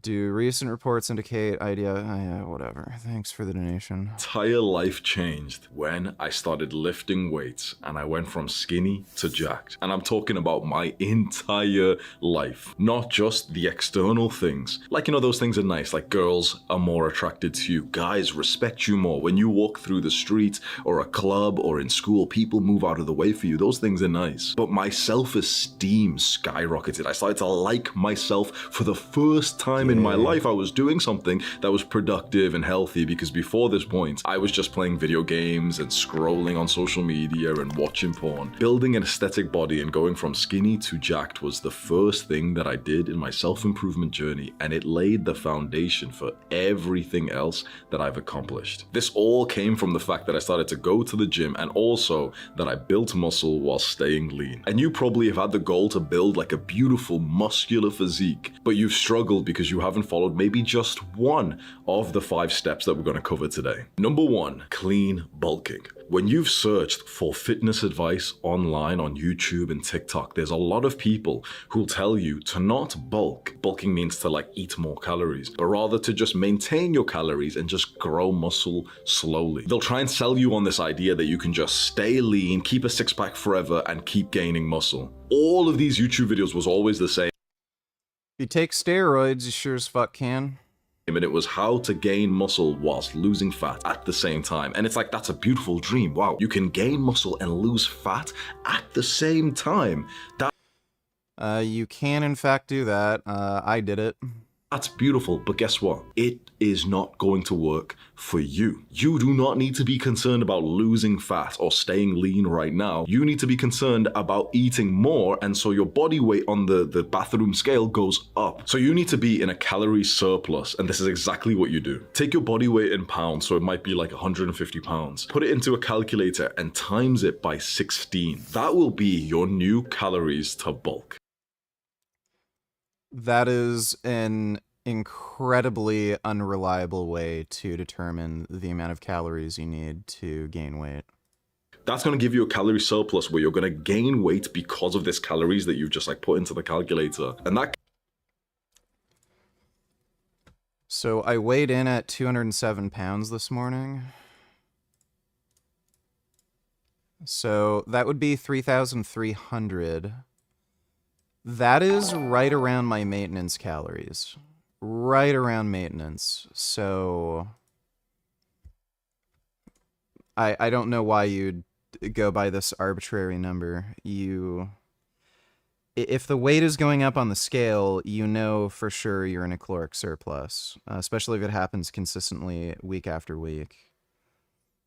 But yeah, that's Y16.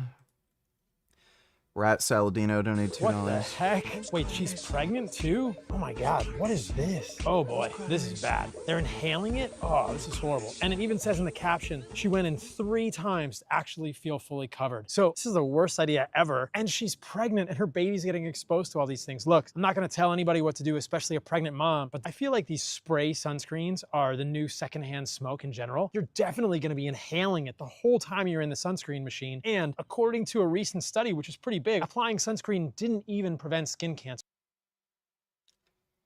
What in the fuck? So he just cherry picked. What even is this? I'm not even gonna bother looking this up. Sunscreen absolutely does protect against skin cancer. This guy's a fucking idiot. It blocks UV radiation. So by definition, if you avoid ionizing radiation, you're going to reduce your risk of cancer. This guy's a fucking idiot. By the way, if this guy thinks using sunscreen doesn't prevent cancer, then why the fuck does he wear sunscreen? He made his own at-home sunscreen. So this guy wears sunscreen, and then he's saying, oh, sunscreen doesn't do anything. Then why do you wear it? Why did you make your own at-home sunscreen? And by the way, this guy lives in Costa Rica, and for a while, he was saying sunscreen's a scam. Then what ended up happening was this guy got sunburned so fucking regularly, he changed his fucking mind, and then he made his own at-home sunscreen. But just look at his face. He's aged like 10 years in only like 2 or 3 years. He's been fucking his skin up by being in the sun in fucking Costa Rica as a fucking white guy. Yes, putting some sort of sunblock, being in a hat, having a shirt on, this can prevent sun photo damage from UV, but we know they contain many ingredients that are endocrine disruptors, absorbed through the skin, excreted in the poop and the pee. If you want to use sunscreen... Yeah, that's great. Whatever.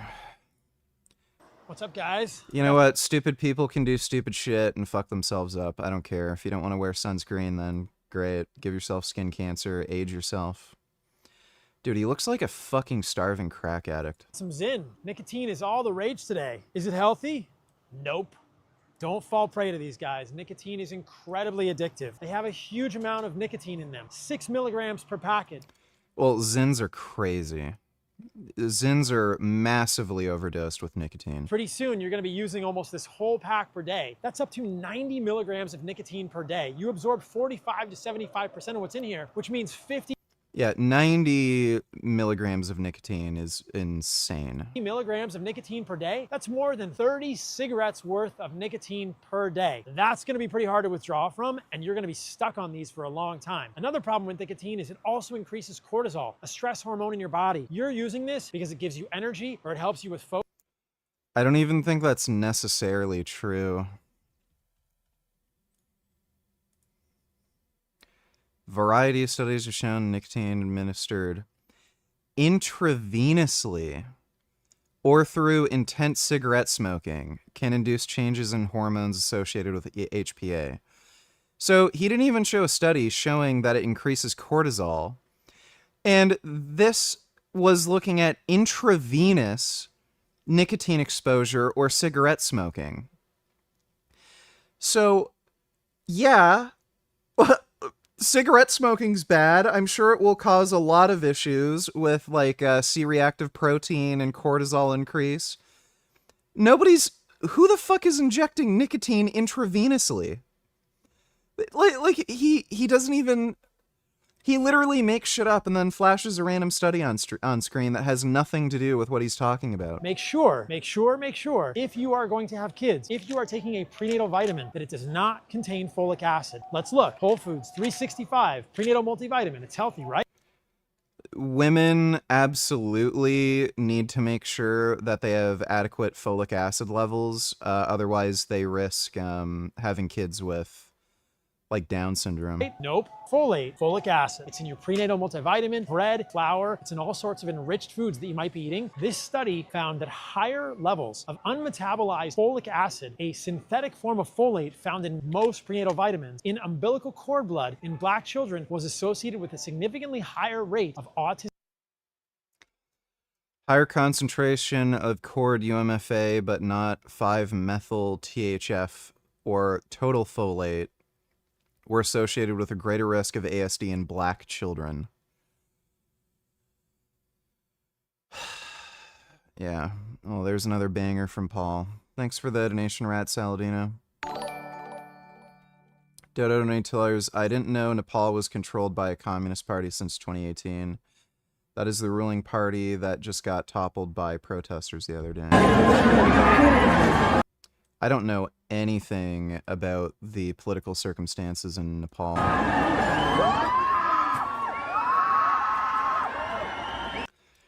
Well, that's good. Yeah, fuck communism. I cannot believe my eyes right now. The whole of Parliament is on fire. I'm not watching that. Well, good riddance to communism. Thanks for the donation, Dodo. Calorie surplus is going to be used to help you to build muscle and also get stronger when you're in the gym. A lot of guys think that they can just stay lean and they don't really have to eat differently on this journey, but if you are naturally a skinnier guy, you have to bulk. So what you need to do is to start eating more, but specifically eat clean, because there's two ways you can bulk. You can clean bulk or you can dirty bulk. Clean bulking is where you'll eat nutritious food and like real food, like for example, stuff that you'll cook at home, rice with meat, maybe with some vegetables. Have you seen the Nina Hartley Shorty Mac vid? I'm not sure.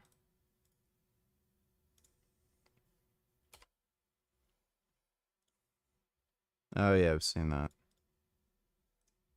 Like that kind of meal is a staple for bodybuilding. It's perfect. But then people take this too far. They think, okay, well, I'm bulking. I need to gain weight. I can eat more calories. So they start dirty bulking where they'll just eat anything. Pizzas and cakes and ice cream. And they'll say like, no, it fits inside of my calories, inside of my macros, so it's fine. It's not. You will literally feel worse. Your health will degrade. And also you won't get that boost in the gym that you will when you're eating clean and you feel extra kind of like light and disciplined. You want to eat as clean as you can and then eat at that calorie surplus, the body weight times 16. So for you, that might be 2,700 calories or 3,000 calories a day. Number 2, optimize your testosterone levels. The average testosterone of a guy in our generation is 400 nanograms. That, there's no chance. Let me see. Average testosterone levels for men. In 20s, I guess. So 20 to 24, 409 to 558, 25 to 29, 413 to 575. So it's not 400 apparently. That's according to AI overview.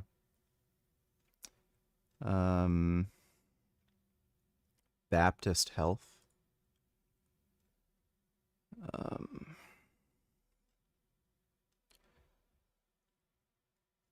1,486 men, age-specific middle tertile levels were 409 to 558, 20 to 24, 413 to 575, 20 to 29, 359 to 498, 30 to 34.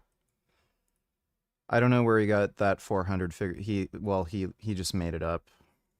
Per deciliter. For our father's generation, it was estimated that it was about double that. And for our grandfather, I don't know where, well, yeah, again, he's making it up. Fathers or great-grandfathers, it might have been above 1,000. Yeah, he's making it up. I don't know why he would assume the average male testosterone back in, like, you know, early 21st century would have been, like... 1,000. Testosterone. Why would you assume that? So, by the way, my testosterone right now is probably around 2,000 because I'm on testosterone. There is no fucking chance in hell the average male testosterone in the early 21st century was 2,000. No chance.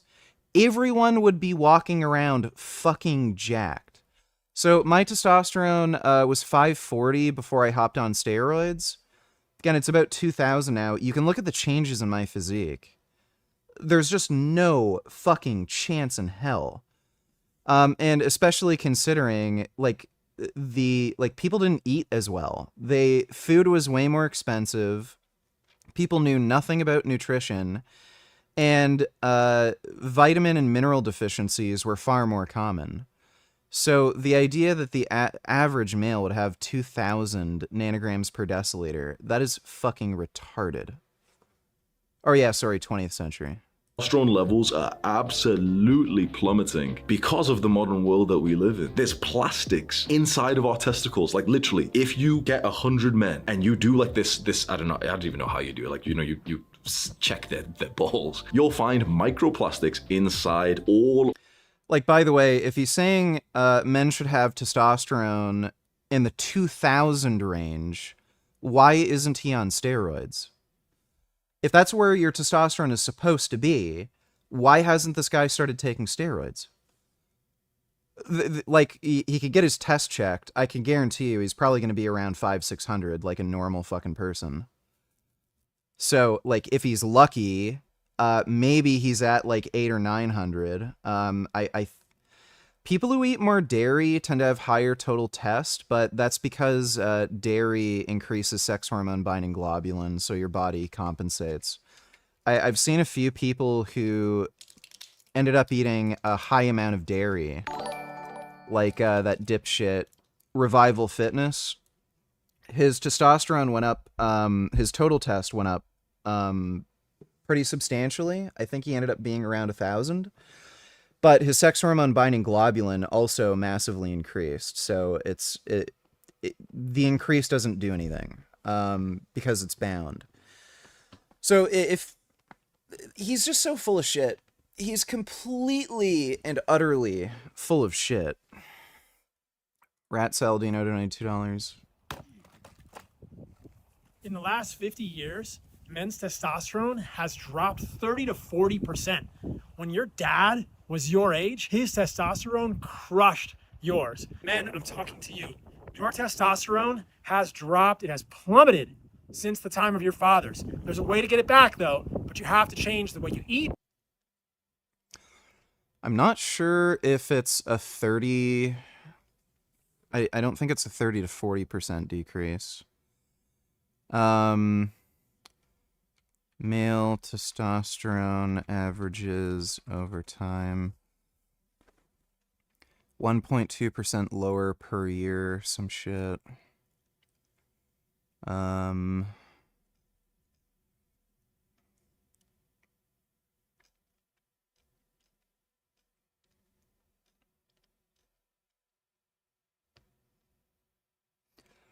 Oh, is this in fucking Animals or whatever?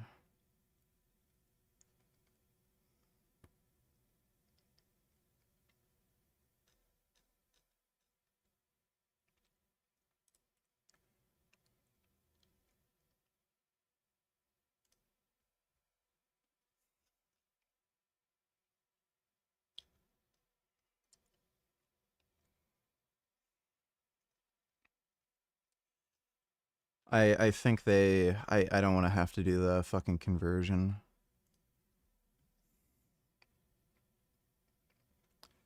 Routers.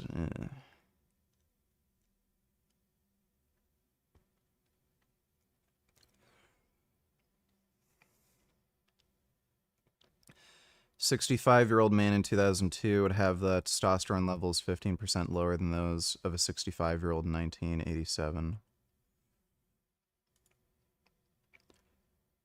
Yeah, so it's not 30 to 40%.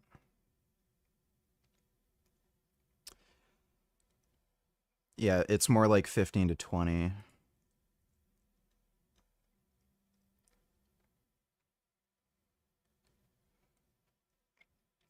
After controlling for confounders, including year of study, age, race, BMI, comorbidity status, alcohol, smoking use, level of physical activity, total testosterone was lower among men in the later 2011-2016 versus earlier 1999-2000 cycles. Mean total testosterone decreased from 605 to 567.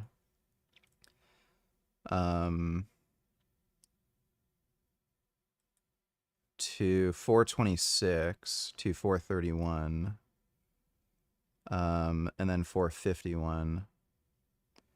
So it seems to have done a little bit of a rebound. Elevated BMI was associated with reduced total testosterone.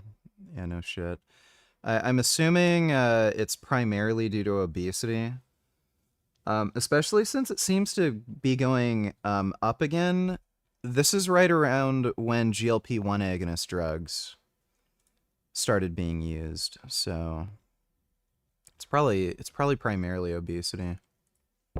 Start with meat, start with organs, good quality Meat and organs do not raise testosterone. food, get rid of that garbage food, avoid endocrine disrupting chemicals, phthalates, fragrances, all the plastics in your life. Go in. This guy is smaller and weaker than he used to be before he went on carnivore. So you're smaller and weaker, but eat the diet that made me smaller and weaker to boost your testosterone. In the sun, exercise, chopping wood has actually been shown to increase testosterone. Spend time with people you care about and sleep and watch how much your testosterone will rise. Or just take steroids. You could do that. I fucking retarded. Of the men on Earth these days. Inside the brains of 100% of human beings, there's microplastics, there's estrogens, there's like weird chemicals all around us that are decreasing our testosterone levels. It is not just as simple as, oh yeah, make sure you sleep 8 hours and make sure you lift some heavy weights and eat clean and stuff. That's what advice people give for testosterone. And anyone who ever tells you that, like if they say, oh, here's how to increase testosterone, and the first thing they say is like, oh yeah, like sleep and lift heavy weights. They are basically living the outdated life where they're not acknowledging the massive problem of like, we are literally in like an endocrine warfare right now. Our hormones are being destroyed. Then take steroids. Because of our modern life. And I can sit here and tell you like, yep, it's your fault. Make sure you sleep more. Yep, it's your fault. Make sure you eat a little bit cleaner and make sure you lift heavy weights. Those things are still important, but chances are you're probably actually doing quite a lot of them. You've been trying to improve your sleep. You've been trying to eat cleaner. You've been trying to, go to the gym and be disciplined. The big thing that you're probably missing for your testosterone levels is steroids. All of these weird chemicals in the modern day. And so you need to research this more because you need to learn. Nope. There's no point whatsoever in researching BPAs or endocrine disrupting pollutants because there's no way to avoid them. They're persistent in the environment, and especially once you're like at an older age, they stay in your body. They don't leave. They don't go away. So there's nothing you can do about it. It's just stupid. It's a waste of time. What's happening to our bodies? Why are men's testosterones going down so much? Why are men developing titties? I swear to God, about 50% of because of obesity. the guys who are watching this just got insecure. And it might have been you. You're probably thinking, what the fuck? Like, I've got titties. Why are men developing like women? Because there's just weird chemicals in our environment. And there was this like 3-month period of my life where I obsessed over this. I researched as much as I could. I read like 10, 20 studies. I read like 3 different books. I even interviewed a few scientists. Literally, I went to like an extreme level. And then I made a video, which I think was about 1 or 2 hours long, where I just explained like everything and I taught it. So I'll link this video and you can just go watch it when you've got the time, because it's so interesting and honestly it's so gut-wrenching, because we might not win this war. It's went so far in the destruction of our health and hormones. A lot of the research is saying that there's basically irreversible damage. So when you've got the time and maybe the sort of mental space for it, go watch that video, which I'll link, and I hope that you can save yourself from what's happened. Retard donated $3. Let me see.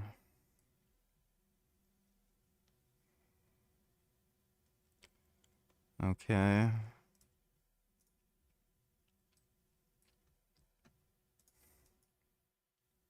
Thought it was horrific. This is not, and well, like I said at the time, and people on the left were even criticizing me. They go, "Oh, Ethan was talking bad about Luigi." How much has he changed? That was my point. He went out and murdered this guy, right? What changed? Not a single fucking thing changed. That's not how we enact change. And so I wouldn't recommend watching the video, but for me, it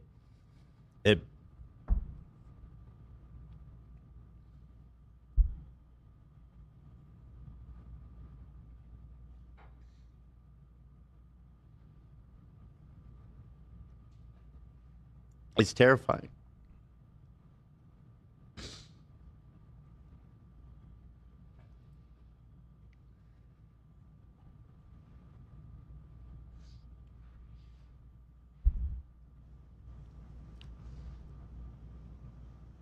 I feel like it's such a terrifying. Yeah, dude, it shows you, like, the difference in, like, you can tell he's not, like, a political extremist. Like, look at Dark Synovia. I'm sure idiots like Vosh or something are gonna make some stupid fucking video saying, like, good riddance or something.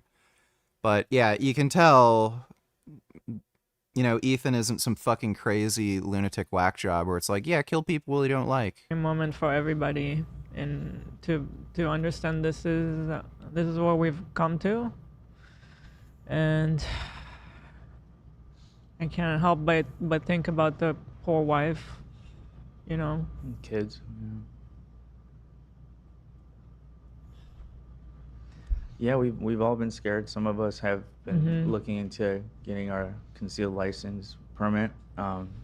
Yeah. But seeing it like that definitely made it more realistic and very scary. I've avoided watching the video, but I heard Ethan's reaction when he saw it. I was like, I knew that was something I was you don't speechless see for every a while. day. I was brought to tears then because it's, I don't know. I don't think I need to explain it anymore. But I hope people take this seriously.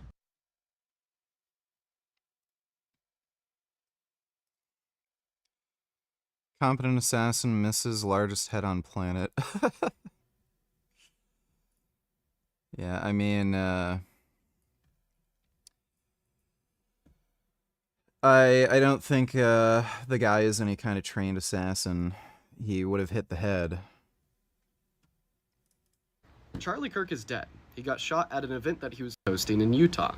And I am sad, distraught. In fact, I just cried on my live stream in front of 250,000 people. My goal in this video is to tell you why I feel this way. If you want to end gun violence, it is something that you can never celebrate. It is always disgusting. Oh my god, what an idiot. Always vile, and always abhorrent. It should come as no shock to yourself when I tell you that I think Charlie Kirk was a bad person. I've made that very clear over the last year, but does that mean I think he deserves to lose his life? No. Does that mean I think his 2 young children, who were in attendance at the event where he was shot, deserve to watch their father die? No. Does that mean I think they deserve to grow up without him? No. Does that mean I think that his wife, who was also there, deserved to lose her husband? No. And honestly, if you answered yes to any of those questions, there's a very clear line drawn between me and you. I don't want your support, and I don't support you either. We as a collective need to end gun violence, and if that phrase is negotiable for you, I believe that you're in the wrong. My thoughts and prayers go out to Charlie. I'm assuming he's an anti-gun cuck who wants to ban guns or something because, you know, criminals are obviously gonna abide by gun bans. Thanks for the donation, retard. Rat Saladino donated $2. Paul keeps proving you wrong. Microplastics are also a big conversation right now. This is something that you've spoken out about quite a bit. How are we exposed to different microplastics in our environment, and what are the Brains. There's microplastics everywhere. That's scary to think my brain has flux, as a flux, you know, in and out. But I think the most important thing with microplastics is to understand like the biggest sources of exposure. When I've looked at sheer numbers, I think the biggest source of exposure is plastics, like plastic water bottles. Glass bottles actually seem to cause greater microplastic exposure. So,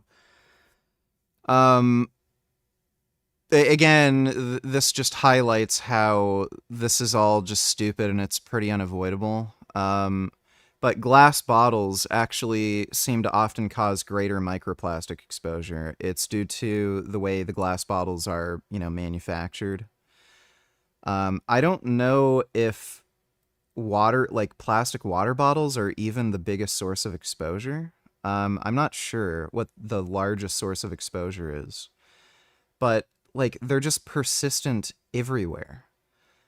It's like, you know, and again, like you may have good intentions where, oh, I'm going to switch to glass bottles, and then you end up having more microplastic exposure. So it's like I have a steel water jug thing that I drink out of. It's not really for avoiding microplastic exposure. It's just more convenient. But yeah, it's just these things are just persistent in the environment. I think the only way to kind of get rid of it is through legislation and banning like plastic bottles or the use of certain plastic things that are like single use or something. But yeah, as far as lifestyle habits, I don't really know if you can do anything. Ben Boy, $22. People are justifying his death because of what he said about guns. It's fucked up. I'm a big Second Amendment fan, but I think most politicians are cowards when it comes to defending why we have a Second Amendment. Yeah, it's absolutely idiotic, dude. If they're going to say, oh, this proves that the Second Amendment is bad, then okay. I guess, like, the existence of Nick Fuentes proves that, you know, free speech is bad. Let's ban free speech. You can't say things that are offensive anymore because somebody might hurt somebody's feelings or say something racist. Like, yeah, right. Like, rights and freedoms come with risks. That doesn't mean getting rid of those rights and freedoms are going to protect you from those risks. It will cause a greater set of problems. Same with banning guns. It just creates a greater set of fucking problems. Thanks for the donation, though, Ben Boy. I'm not going to bother watching that fucking brain rot video. Plastic-lined containers. But there are a lot of those things that I think that many of us don't have an awareness of. So obviously, getting your bottled water in plastic is a horrible idea. Thousands, tens of thousands, hundreds of thousands of microplastics per liter. Especially if it's been sitting on the shelf at Costco for 6 months or sitting in your car in 200-degree heat as the car is turning into a sauna. Horrible idea. But all cans are lined with plastic. So soda cans. The worst can is a soup can because soup cans are filled with hot soup. Yeah. So the thing you don't want to do is to put hot liquids into plastic. And believe me, when I was in PA school, I had plastic containers and I took my chicken and pasta sauce and I put it in the microwave. Exposure of microplastics to the sort of... Just not saying anything here. Number 3, build an aesthetic body. The term aesthetic body is one that I popularized because about 5 years ago, I made this video titled How to Build an Aesthetic Body, No Bullshit Guide. And it got about 5 million views. And since then, there's been like hundreds, maybe even thousands of like copycats who have made their own video with the same title. And inside of that video, I talked about what an aesthetic body is, but also I gave you, the young guy, permission to basically go to the gym to build a body that's attractive. That's not really crazy, right? To go to the gym to build a body that's attractive. That doesn't sound crazy, right? 5 years ago, I swear, no one was talking like this. 5 years ago, this was before the looks maxing or anything like this. No one was admitting that they were going to the gym to look more attractive, to like get girls and, you know, to feel sexy. It was so weird, like in bodybuilding culture, like in all these guys who talk about the gym online. No one was admitting that like going to the gym was like good for your dating life. No one was saying it. So I was the first guy who came on the scene and I was like, no. I think people have known for a long time girls like muscles. I go to the gym to look more attractive. The first Joe Weider ads. Joe Weider muscle ad. Let me see the... They literally put out advertisements in like comic books. Yeah. 1971. So, simple advice that changed Bob's life. So this kid was skinny and getting made fun of, and this big jack dude like stole his girlfriend, and then he ended up building muscle and getting all the girls. Hamza thinks he's the first one to ever have the idea that, hey, you know, if you work out and like build a good-looking muscular body, girls are gonna give you more attention. What a fucking idiot. Holy fuck, that's stupid. And this is the physique that I've built, and here's exactly how I've built it. Because here's the weird thing. Everyone else was saying that they had been going to the gym for years, but that their physique wasn't attracting women. Like you'd see posts on social media or videos or discussions where people would say like, oh, guys who have been going to the gym for a few years, we've got muscular physiques, has it helped with girls? And everyone would reply saying something sad like, no, haha, I just get compliments from guys now. Everyone would say that, and I used to look at them thinking, wait, are they all joking or lying? Because because I actually have gotten way more attraction from girls because of my physique. And then I realized that the way I built my physique was so different from all of like the gym cells, you know, all. You mean you never got big and strong? Like the sort of bodybuilder type of guys online, they all focus on just building as much muscle mass and strength as possible. So they're doing like all these heavy compound lifts, low reps, you know, they're only training 2 reps, 3 reps, 5 reps. This guy is such a cringe fucking moron. They're doing strength training, whatever. And my workout routines were very different. I was doing like 6, 7, 8 exercises, nothing below like 10 reps, even up to 30 reps. By the way, he's full of shit. We've seen his training.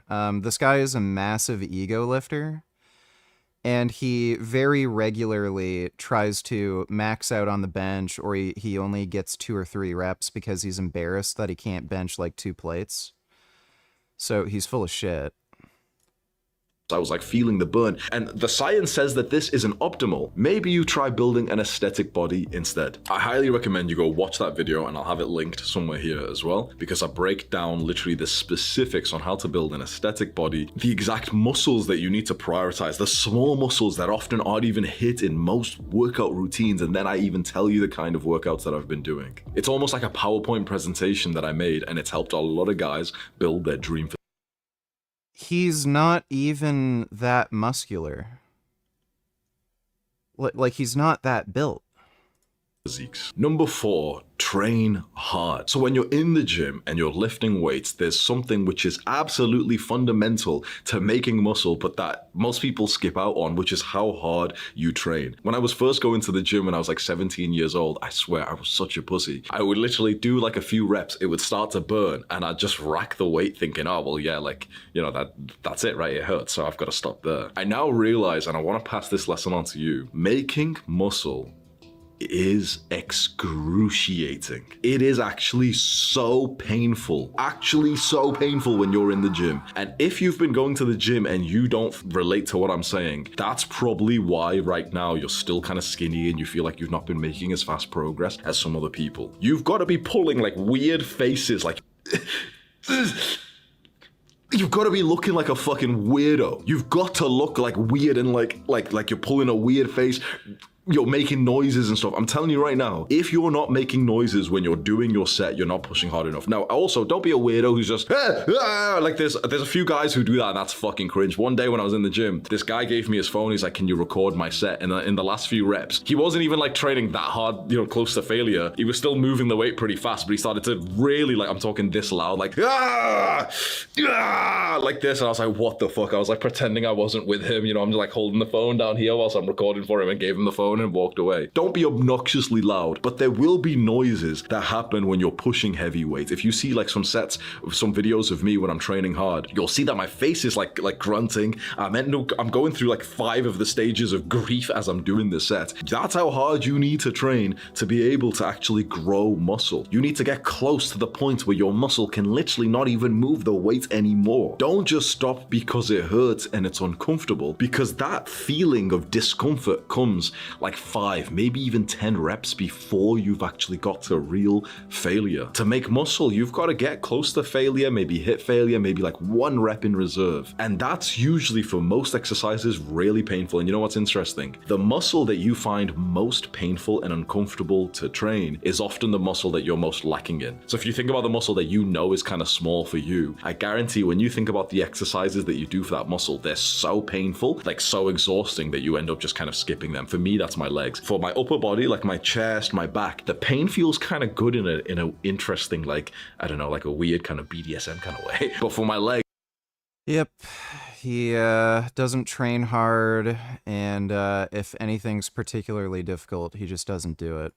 the pain does not feel good. For my legs, the pain is just fucking really painful. So that's why I feel like my legs have been lacking, and I just need to push through that, and it's the same for you. Time for the last rule that you need to follow to go from skinny to jacked. Number 5, be patient. You need to understand something right now. Most people in this industry, in like the fitness space, they're liars and scammers. And if you've watched any of these videos online where the guys show you their body transformation, you know, where they say like, oh, this is my before picture, this is my after picture, almost all of those are lies. I'm telling you, like, you'll be shocked when you get more and more into this journey. You'll start to see this as well. It is disgraceful how scummy like the fitness space is online. It always has been, and I think it always will. Guys will show you a picture of their before and after, and they'll say like it's been 1 year, and they've gained like 10 years worth of muscle in 1 year, and they'll tell you, yeah, 1 year natural, yeah, buy my program. Could it be that he's just an absolute genetic freak, or is it that he's scamming you and trying to get you to buy his workout software app or something, or his cookbooks or some shit? Most of these guys are lying about their transformation. Specifically made really good where, you know, they got a good pump and stuff. And sometimes these guys even go as far as to literally Photoshop their pictures. And then the big thing is where they're taking like fucking steroids through this. A lot of these guys are, and they'll just lie to you. You can Okay, so then take steroids.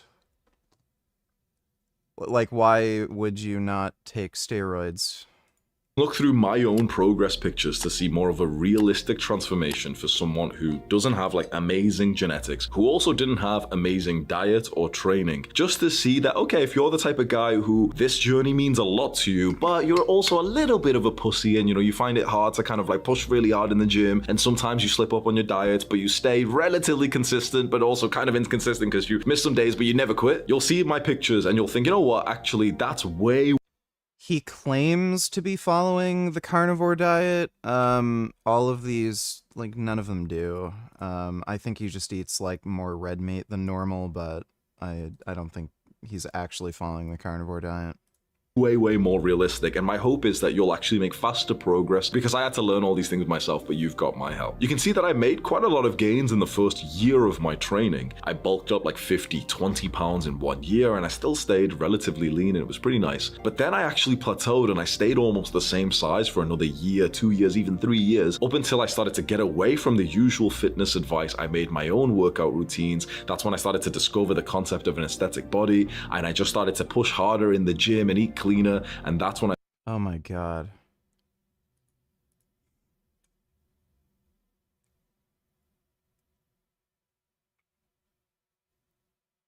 Are those 225s?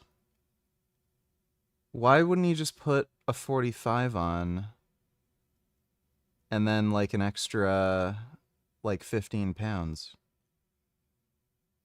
He's struggling to do like 235 or 240 on the decline press. And eat cleaner, and that's when I made way more progress. It took me over 5 years to build an aesthetic body naturally. There was one mindset that helped me through all of this, one thought that I kept on thinking, and it was that time was gonna pass anyway. I'm not usually a patient guy, and so when I realized how slow this journey actually is compared to all the liars online that told you that they got jacked in like 6 months, but when I realized that this was gonna take years, I got kind of agitated. Suddenly I just got this random idea where I thought, wait, time is going to pass anyway. So you either lift weights and eat clean and you'll build the body that you've wanted and then you'll have it forever, or you'll just get impatient and quit, but the time is going to pass anyway, so you may as well just guarantee the physique by doing these actions. And I remember there was this one guy who was one of my best friends in high school, and I remember when I was telling him that I was going to go on this journey, that I wanted to build like a you know, a good body, and back then I just wanted to be kind of lean with a six-pack, and I swear he said to me, it's going to take too long. And I thought that was so idiotic, because time's gonna pass anyway. So you either do these actions with me, like the habits that I'm doing, or you don't do them and you won't get the physique. The months will disappear anyway. And so the months did disappear. The years disappeared. All that was left was if we did those habits in that time or not. I built my aesthetic body. It changed my life forever. It changed me as a person. It kind of elevated me like 4, 5, 10 hierarchies of like social groups. I went from being like the loser of the loser friend group to now being like so wildly successful beyond like my wildest dreams. And one time I actually saw this friend years after we had this conversation. It was in COVID. I was absolutely jacked and lean, working out on a tree. You were not jacked. Like the gyms were closed, so I literally had some like calisthenics equipment set up on like this tree in the park. And he came to meet me once. We hadn't seen each other for years, and he had like this skinny, weak, frail looking physique. And I swear to God, this is the truth. Imagine you're working out in the park and you see an old friend, and you're happy to see them, and you're just being a bit social, and you say to him like, oh, hop on this, like, the pull-up bar, hop on. And he literally said, no. I was like, what? Like, just have some fun, like, go do a set. And he was like, no, I've got no upper body strength. I was like, you're not even gonna try. Like, we're just hanging out, we're just like talking, we've just seen each other for the first time in 5 years. You're not even just gonna like hop on, like, it's a fucking pull-up bar, just hop on and do one rep just for fun. You're not even, and he was like, no, oh, no, I've not got any upper body strength.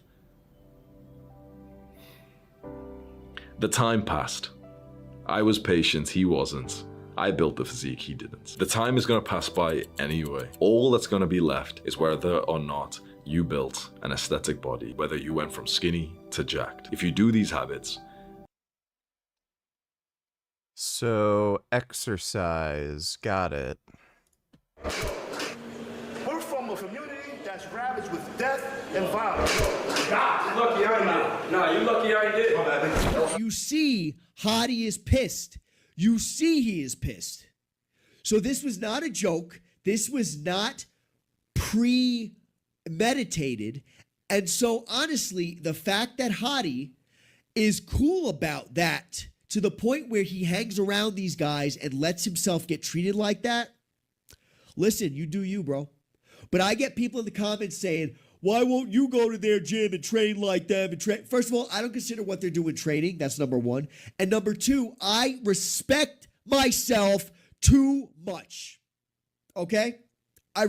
Anybody who'd go to that gym and work out has like a weird humiliation domination fetish. Like, I would never go to a place where I'm going to be treated like that. Respect myself, because what he just did to Hottie was not respect. That was not respect.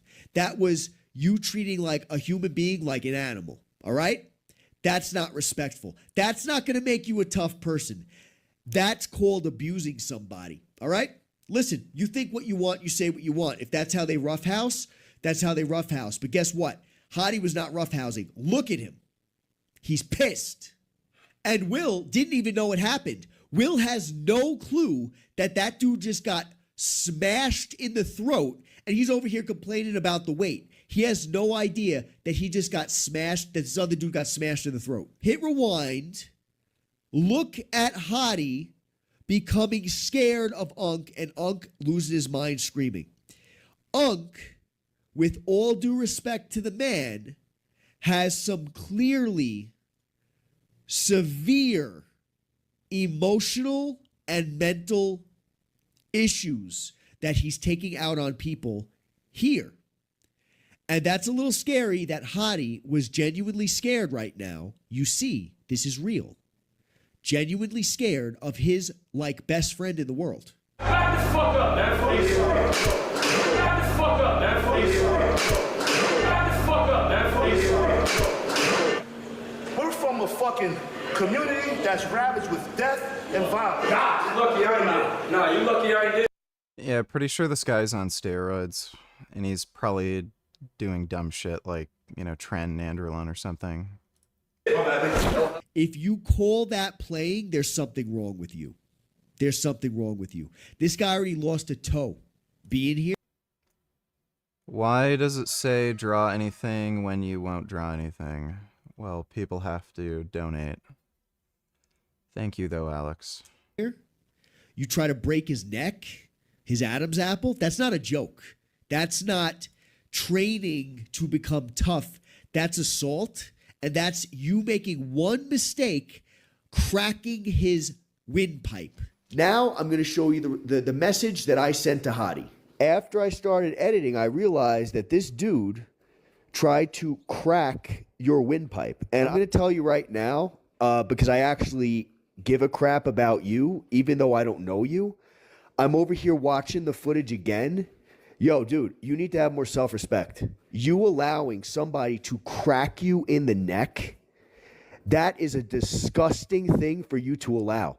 You got genuinely scared. It's right there on film. You got genuinely scared of your friend before he cracked you in the neck. You were scared, and then he He played you out by pretending he wasn't going to do nothing to you, and then turning around and cracking you in the windpipe. I sent Unc a message yesterday asking him why he did that. He saw it, and I haven't heard back from him yet. It's not a cool place to be. It's not good training. It's horrible. But you just said you come from a community of violence when you just throat punched your best friend. You just throat punched him. That's not funny. You come from a community of violence, but you flash a gun in the beginning of the other video? You come from a community of violence, but meanwhile, you're screaming at people like you're a savage animal, telling them that you hate every single last one of them, and they're nothing like you, and you don't care about them if they die?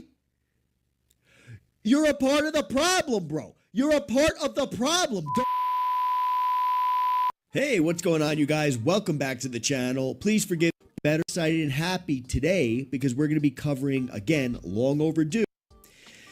I put out a second video after that first one clarifying some things because I had a lot of the Diamond Gym diehard fans come onto the channel and they were telling me like, you don't know anything about them. How dare you say the things you're saying? Because I was telling people like, these guys have no clue what they're doing. They have no clue how to train. What is the point of any of this? And so I was also telling people, don't be like these guys because they're terrible examples.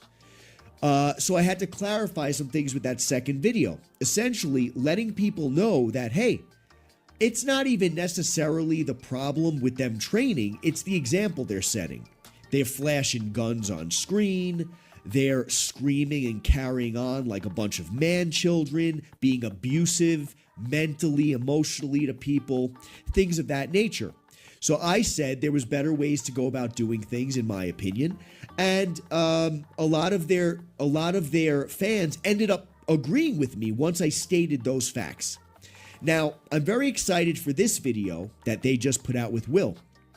The reason why is, you guys will recall Hadi Abdel told me on an hour-and-a-half phone call that we had, video call, in this very seat, where he told me, hey, I want to do an interview. I want to do an interview with you on your channel, and I want to explain all the stuff that you covered in your video. I want to explain it to the people.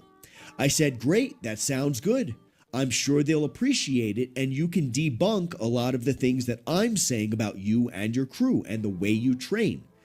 I even went as far as putting a YouTube survey, getting questions going for you guys to give me questions to speak to him about. Unfortunately, he ended up ghosting me, completely stopped talking to me. Yeah. It is what it is. I got no hard feelings towards the guy. I told him he didn't have to do the interview if he didn't want to, and he basically stood me up twice, I believe, just flat out stopped talking to me. I found out the reason why, and the reason why was because they planned on having Will tell the story of their gym. Now, I don't know if they contacted Will, which I do believe they did, or if Will contacted them. But I do believe that they contacted Will. The reason why is he has huge reach across the fitness industry, and therefore he will be able to tell the story of what they're doing better than focusing on a small channel like me. So the reason why I believe that is because at the end of the video, Unc actually thanks Will for coming out today. I'm glad he came here because it was imperative that he came here. And that leads me to believe that, you know, it kind of shows you how much of a bitch Will Tennyson and Hussein Farhad are. Like, they have a way bigger social media presence. They have more clout. Like, these are people who are going out of their way to help them, really. And then these fucking idiots with no self-respect go to this gym and get, like, verbally and physically abused. And they just put up with it, and they're like, don't hurt me, I'll do the squats. So, like these people need you more than you need them. Like, you're the big YouTuber who's like helping to like increase their reach and, you know, like boost their social media. And then rather than just leaving when they treat you like shit, you just stay there and keep filming. Like they're fucking pussies. They requested for him to come out so that he can see what the training is like, talk about why he finds it to be beneficial, and what his experience was like. And actually, before we get into it, I just want to let you guys know, on that hour and a half call that myself and Hadi had, I told them exactly how I feel, and I told them that I believe that things need to change as far as how they act within the gym space, okay? We will be seeing things change, which is interesting. Obviously, Hadi passed my insights along to the team because this is a very different video than what I saw with Hussein, at least in my opinion. You guys let me know what you think in the comments. Anyway, enough of the chatter. Let's get into this video. Quite possibly my final resting place. I am excited. I'm also terrified. It would be like skydiving, but your ex packed your parachute. Luckily, we're like under 15 minutes away from a hospital. I checked, so I guess that's a good thing. Oh my god, oh jeez. These people on fucking Instagram are so fucking stupid.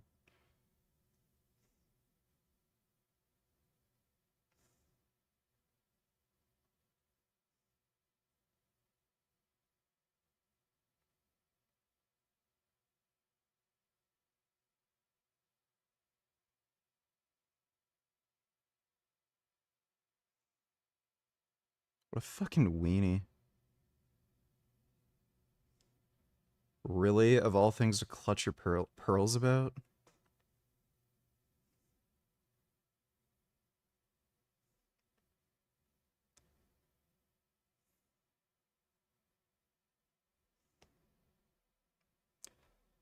Let me see.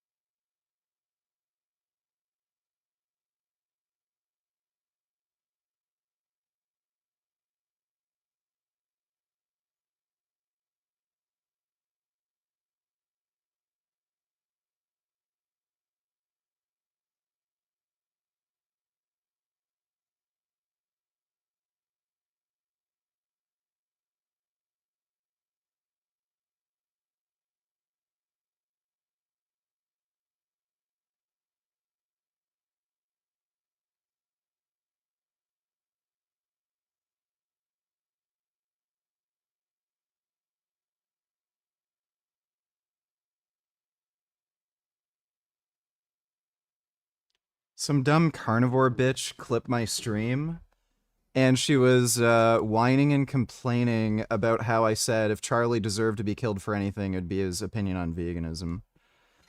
I never even fucking said that he deserved to be murdered. I just said if he deserved to be killed for anything, it would be his stance on veganism.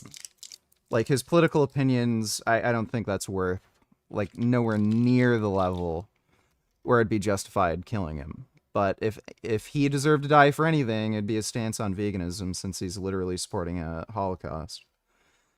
And that was enough to trigger her and say, oh my god, I can't believe Vegan Game said this, wah, wah, wah. So, challenged her to debate. She's probably just going to come up with some stupid excuse to dodge. Will mentions that they're under 15 minutes away from a hospital, and that is definitely a good thing. Because if you're familiar with one of the previous videos... It's not a DM, it's a public post. ...from the Diamond Gym crew, you will notice that at one point in time, Hadi ended up actually crushing his toe while doing a squat or something along those lines and bleeding out in the middle of the gym. They continued to train while his toe was bleeding out on camera. To this day, his toe is completely crushed. It's a disaster. He doesn't have a toe left, basically. And he ended up training through that experience. So it might very well be a good thing that Will is near a hospital. With that outside, I was definitely not expecting this inside. This is more of what I was expecting. Like this is sick. It gives me the vibes like I know I'm gonna die. Like now, something that I love about Will is he's very dramatic. And also something I hate about Will is the fact that he's very dramatic. Yeah, there's the post. Heartbroken and devastated. Lost for words. I can't believe Charlie Kirk was shot and killed yesterday simply for speaking his mind. Yeah. If he deserves to get shot for any political opinion, it would be veganism. This is deeply disturbing. Research continues to show high rates of depression, anxiety, aggression amongst strict vegans compared to those eating animal-based diets when the body is deprived of essential nutrients like B12, DHA, cholesterol, all things to say, cholesterol, bioavailable protein. Yeah, clearly deprived of bioavailable protein. The brain suffers. Oh my god, what a fucking idiot. Like, by the way, she shows the video of me, and then she's accusing me of not getting enough protein. She literally shared the reel of my stream where you can see I'm fucking jacked. What a fucking idiot. Yeah, so I just left this. So, yeah, she is probably just going to make up some stupid excuse not to debate me. I challenged her to a debate. What a fucking moron. Will has a way of making things sound great when a lot of the time they're not. He's always making jokes, so it's hard to tell where he's coming from. He's got his little weird sense of humor where he's always making things into sexualized types of moments. But I have to say, I don't believe that the inside of Diamond Gym looks cool. I think it looks dirty and filthy. It looks like some old school dump that Rocky would have trained out at. And I don't particularly like the vibe. It doesn't mean the vibe is bad. It doesn't mean it's wrong. It's just my thoughts on it. I think it looks... Why do you believe in the hedonic treadmill? You do realize that pain and pleasure will always balance out no matter what. Changing the material conditions do nothing. Okay, well, cut out your own eyes and chop your dick off. Tell me if that changes anything for you. We've been there, done that, you backed out, let's not forget that. I never backed out, you just made up a bunch of stupid conditions for the debate that I wouldn't agree to because it would just make the whole discussion retarded. So, no, you were the one who demanded stupid conditions for the debate, and I had no interest in playing that stupid game. So, again, if you're going to criticize me publicly, saying that, oh, what I said was wrong, I can't believe you said that, then, okay, why are you afraid to debate me? You can come on my channel anytime. And again, by the way, we can debate cholesterol, whether or not it has a causal relationship with heart disease.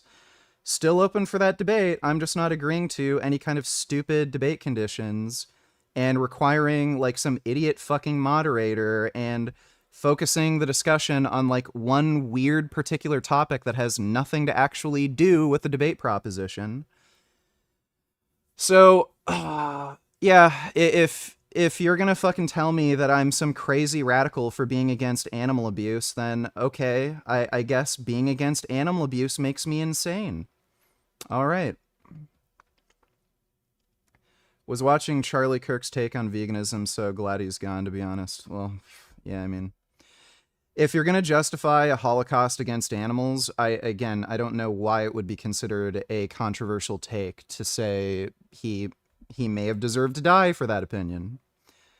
So, like, look, I don't think anybody, like, at least with the benefit of hindsight, would have said, you know, good thing Hitler wasn't assassinated or killed, you know, in the 1930s when he tried to overthrow the government.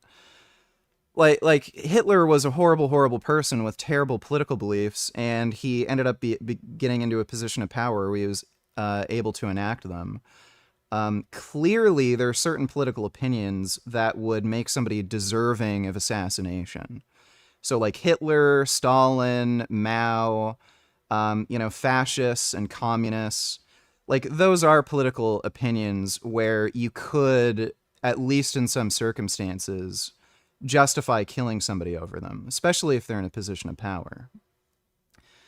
Now, whether, like, you know, the person who shot and killed Charlie, I can guarantee you he wasn't a fucking vegan, and he didn't kill Charlie over veganism. If there was a vegan that was, like, crazy and wanted to kill Charlie over it, I would still say it's a bad idea. It solves nothing. So all you're really doing is contributing to, like, more violence and political division and shit. But yeah, Carnivore Fitness, you're just a fucking idiot. You just wanted to take a stream clip of mine out of context to virtue signal about some fucking bullshit, and you're too scared and chicken shit to actually debate me because you know your position's untenable. So if you think it's controversial to say that I'm against animal abuse, then okay, go fuck yourself. Enjoy your steak. Give yourself diabetes, cancer, heart disease. Don't fucking care. And what's hilarious too is you said I'm like B12 and like protein deficient. Yeah, right. Sure I am. No, I kept messaging you after the last time you backed out. You kept making up stupid excuses. No, you were the one making stupid debate demands, and I had no interest in it. So again, we can debate cholesterol, or we can debate veganism, since you made that whiny bitch post about how you don't like what I said, you know, about Charlie Kirk and veganism. I'm more than happy to debate you on the ethical principles of veganism, and we could focus the debate over whether or not somebody deserves to be killed for killing an animal. We could debate that specifically if you want. But I never backed out of the debate, necessarily. You just made ridiculous demands that would have made the debate pointless because I wouldn't be able to effectively argue my position. So, I don't care. You can make up whatever stupid nonsense you want. You're a fucking clown. Like, you eat like an idiot. So, I don't care what you think. You think stupid things.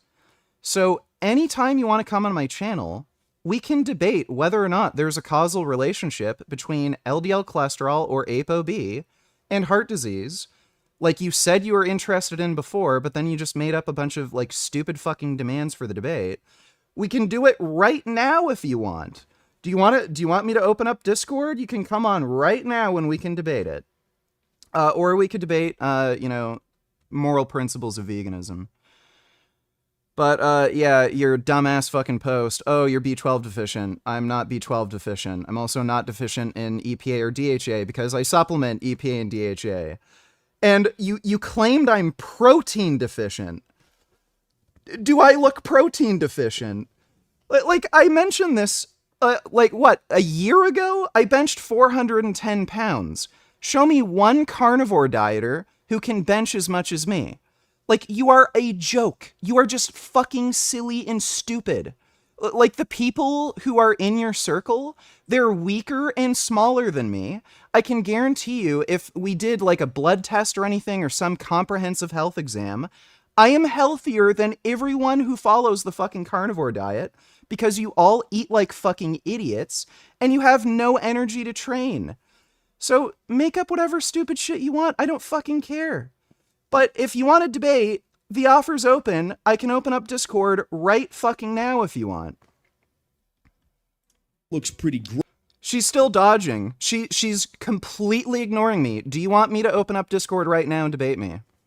Yes or no? I don't fucking care. You can make up whatever fucking excuses you want. If I'm so scared of debating you, then just ask me to open up Discord. I'll debate you right now on any topic. Gross. And I would want a much cleaner, more like aesthetically pleasing environment because it looks like there's a lot going on there. And I don't feel like mentally She keeps ignoring what I'm saying. She literally will not respond. Do you want to debate me right now? Do you want me to open Discord? Yes or no? It's a yes or no response. And then she just keeps talking about, it happened before.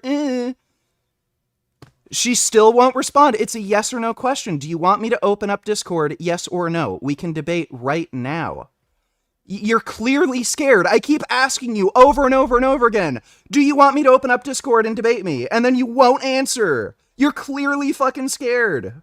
could actually focus on like enjoying myself. It's kind of like being in a messy room. You kind of want to clean it up before you start living in it. You don't see this sign every day? No cell phones, get off Instagram and train. I like that.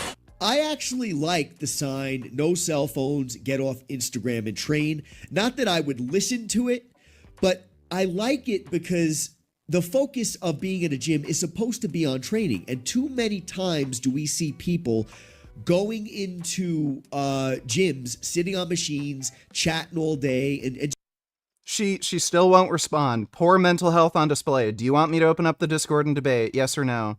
She still won't respond. Oh, someone's a little scared. Someone's scared of debating. Who's dodging now? She literally will not say whether she is willing to debate me or not. So again, do you want to debate me? Yes or no? Like, again, you're a fucking silly clown. Who do you think you're winning over by doing this? You're just proving my point that you're a debate dodging fucking moron.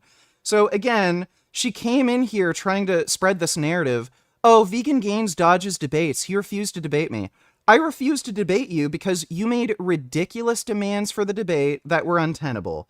So again, if you want to debate me, then come debate me. Supplements because it's not natural. Oh, what does that have to do with the debate? So again, come in the fucking Discord and I'll open it up right now so you have no fucking excuses. So I'll leave the fucking link.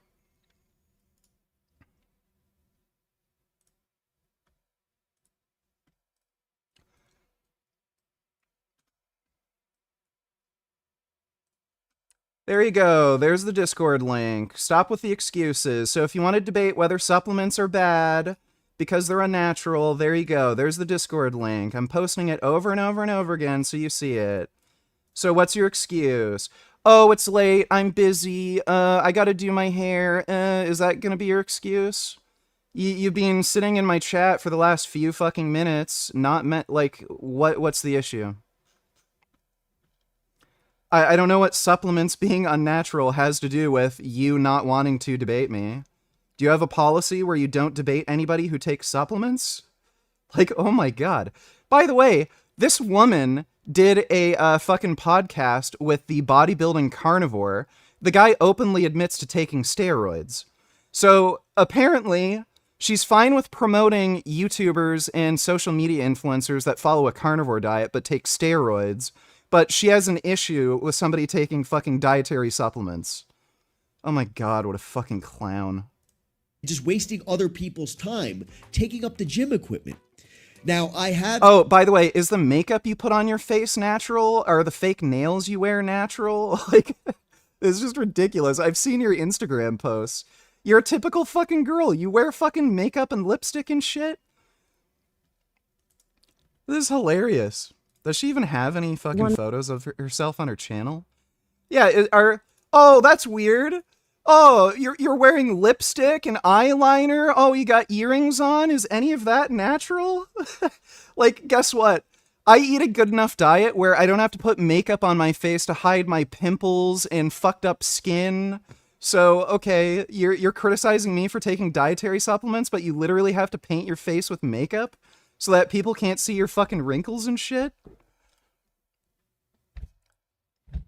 Again, she's still dodging. It did happen before debate. Like, I don't care. Guess what? I just gave the link to the Discord. Do you want me to keep linking it?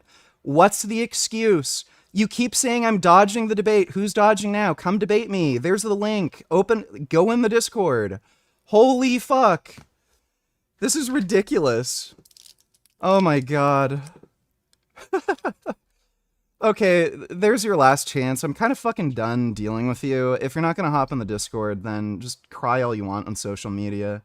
Like, clearly you're just here for attention, so just, yeah, there, you got your attention.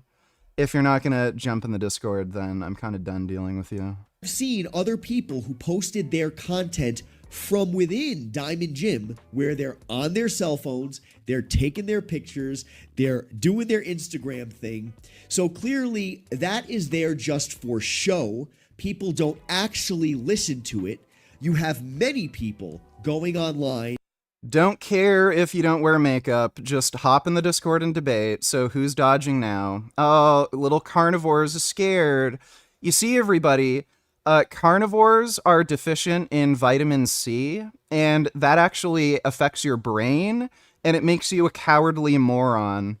And apparently they still don't get enough protein because none of them can get as jacked as me, so... while they're in the gym and things of that nature. But I do like the overall idea of it.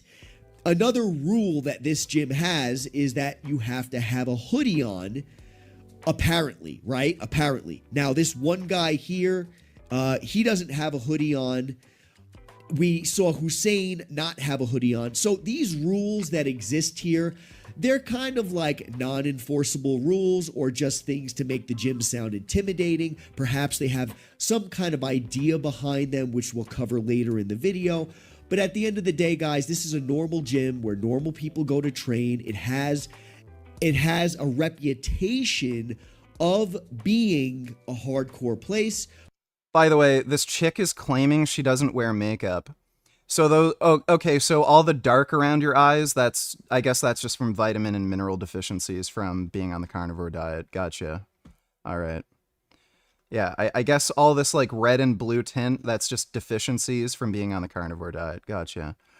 Well, whatever. If you don't want to debate, that's up to you. I don't care. You're kind of a waste of time and you're irrelevant anyway. But it's a normal gym. And another thing to mention, which was mentioned in my first video in the comments a lot of the time, was these guys who run Diamond Gym, they're all... Oh, so you're lying. I don't wear makeup. I had mascara on. Okay. I don't wear makeup. I just wear mascara. Okay. Firefighters. Now, because they're firefighters, apparently to a large majority of the people out there, they have a right to act, speak, however they want. It does not matter. They can do no wrong because they're firefighters. And I'm just going to tell you guys right now, flat out, I disagree 100%. If you got dirty cops out there in the world, you got dirty firefighters. Am I calling these guys dirty firefighters? No, I'm absolutely not. I don't know them, so I can't say that. I'm sure they're very nice people. But at the end of the day, does it give them a free pass to do and act and say however they want simply because they are firefighters? Absolutely not. Judging somebody, giving somebody respect simply based on their profession, absolutely ludicrous. I would never in my life ever have that mindset, and I don't think anybody should. Because that's how people get away with murder, literally, in this world. Is there any unspoken rules to this gym? Yeah, don't be a bit. Don't be a bit. And like holes in the walls, but they all tell a story. A subset of people out there who believe that those who go to gyms and bodybuild and train are idiots, that they're stupid, that they're Neanderthals. And I can see why to a large degree. So, what do you do for a living? I lift things up and put them down. You have that stupid mentality of just being an idiot who lifts all day. Responses to questions and getting answers like that, while hilarious, they will also continue to perpetrate that idea amongst a large amount of people.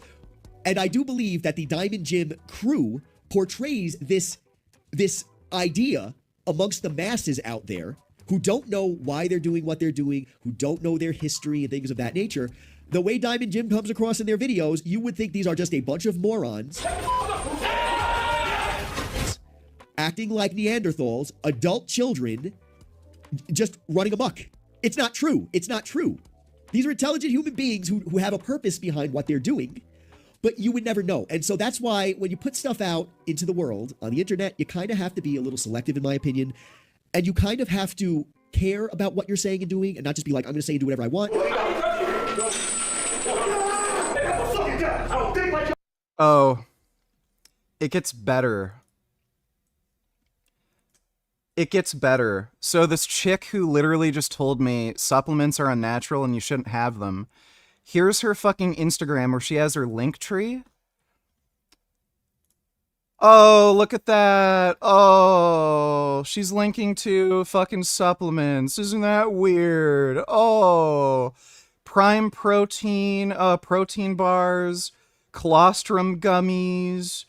Oh, pre-workout, collagen, beef liver capsules, clean carbs, fruit and honey powder. Okay, right, all right. Supplements are bad, but you try to sell them and make money. All right. I don't fucking train like y'all. I don't fuck about half y'all. Fuck y'all. Because you're making a whole group of people look bad otherwise. You guys let me know what you think in the comments. No matter what, there always has to be a picture of Arnold. It's right by the water fountain, too. It's like getting a taste of Arnold right from the source. Some dreams do come true. Yeah, it's right by the water fountain that, according to their rules, you're not allowed to use. You're not allowed to use the water fountain until you're given permission to use the water fountain. So I wonder what these guys are going to do when they find out that Will was just drinking from the source, Arnold, as he just stated. When was that? That was actually 1999. 1999. 20 overall. So it's known as America's most... Anyway, I have things to do. I've listened to enough stupid for the day. Yeah, right.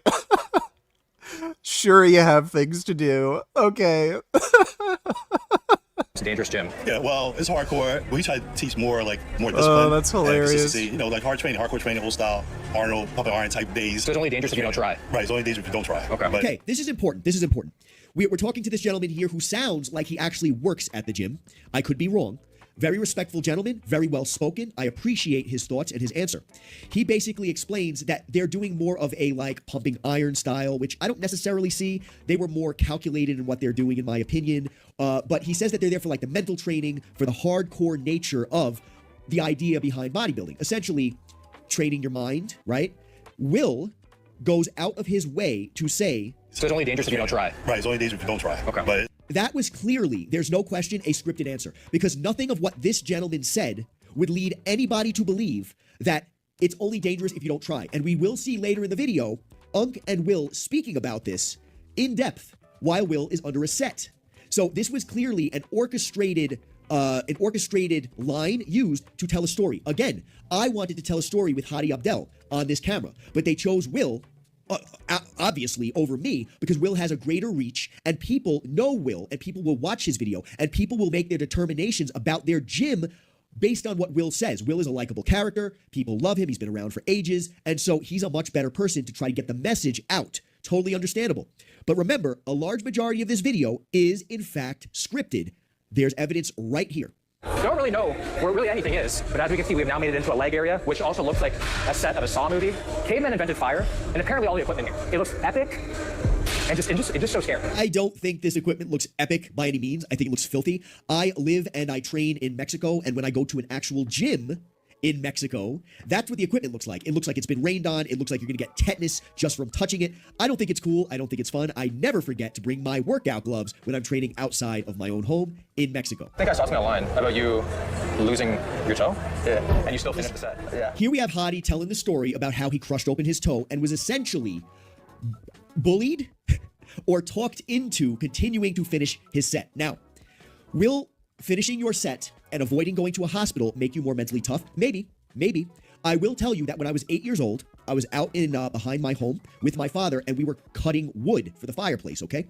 We had a saw, and unfortunately, I ended up cutting my entire hand open from here to here, blood gushing everywhere because of a mishap with that saw. Again, I'm like 8 years old, right? I didn't even tell my father, who was standing right there, that I slit my entire hand open. I just went into the house, poured alcohol all over my hand. I saw stars. I'm 8 years old, and I wrapped my hand up in gauze and Band-Aids so that it would stop bleeding, okay? Never went to the hospital. Never got an infection, thank God. I'm not telling you guys to do this because it's not very intelligent. Just like not going to a hospital after crushing your toe is not very intelligent. But my mindset when I was wrapping my hand up wasn't like, oh, I need to be tough. It was just, this is what I'm going to do to fix the problem. There was another occasion where I literally cut off the tip of my finger. I'm talking about this much of my finger cut down to just damn near the bone. I was in my workshop, I was building a table out of wood, and I was using a planer. Anybody who knows what a planer is like knows that there's a guard to protect your fingers, but that guard got stuck, and my finger ended up getting sliced into the machine, and I looked at my finger with the tip completely hanging off, with blood gushing everywhere, and I stared at it for a minute, and I said to myself, I really want to finish this table, and I really don't want to spend 6 hours in a hospital waiting room. So I thought about it for a moment. I went out of my workshop, went to my apartment, I got the alcohol, and I poured it all over my finger. I saw stars, put the tip back on, wrapped it up with Band-Aids, and then put duct tape over it and went back to finish my table. So I'm just going to tell you guys right now, that's not smart. People out there who may need to learn mental toughness, but there's also people who are probably born with it. And I have to be honest, they don't need to go to a gym and do this. They're already built that way. I feel like the people who are not already mentally tough are just not going to go there and train and continue to be the people they are. Whereas the people who are already tough, they don't need this type of thing in their life. You guys let me know what you think in the comments. Push-ups, so I did my push-ups, finished the workout, and then I went to the hospital, and that's when I got stitched up and fixed up and everything. But my toe is finished. It's another now. Since I'm working out with the guys today, I wanted to ask Hadi if there's anything I should know before the workout begins. There's unspoken rules between us, if that makes any sense, right? And bro, I'll tell you something. When I was 16 coming in here, I'll be doing pull-ups. If I sat down in between my sets, somebody would come check me. Yo, don't sit down in this gym. Don't sit down? They would just, don't sit down, bro. Everybody's in here working. Stand up. You recover standing up. Yeah. Another thing usually, like, is hoodies. Like, they want you to have a hoodie on. It's not a vanity show. We're not here to, like, look at ourselves in the mirror and just, it's more like, wear the hoodie so you cover everything. No jewelry. That's another one. Usually the shorts, don't like the shorts. That's uncle rules. No closing your eyes during sets. No closing your eyes? No closing your eyes during sets. The concept behind that is, like, if you're ever in an altercation or a situation where you're never going to close your eyes, otherwise you can't see. So when you're fighting, keep your eyes open. No getting on your knees when you get up from a push-up. So if you're doing push-ups, you can't get on your knees to get up. You get from a push-up, put your leg up and stand up. Okay. Those are pretty much all of them, bro. So a lot of people, they say that I have a skinny neck, which is not lying. They're not lying. But look at Will's neck. Is Will's neck as skinny as mine? At least I'm not alone. His neck's looking pretty skinny. Now, here's the point in time where they're going over the rules of the gym. Don't close your eyes. You got to wear a hoodie. No jewelry. Hussein broke like 4 rules. They didn't bother him about it. It wasn't a big deal. But apparently these rules exist. These rules exist and for a reason. So do I feel like you need rules in a gym? I really don't. Forgot my namification retailers. This guy talks with his teeth, and if that makes sense, it's really weird.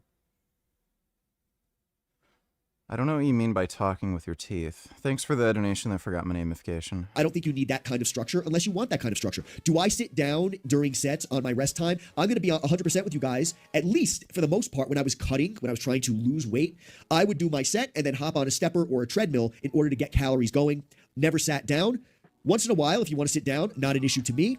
But hey, if you guys like these kinds of rules and like the idea behind them, you can go ahead and implement them. It's not necessarily an issue. Another thing I want to mention is they said no closing your eyes during your set. I think that's a little crazy, and I've spoken about this in another video. Basically, sometimes you want to close your eyes, not only because you might want to protect your eyes. For example, if a piece of equipment snaps or something along those lines, you want to try to protect your face in some way, shape, or form if possible, because accidents do happen.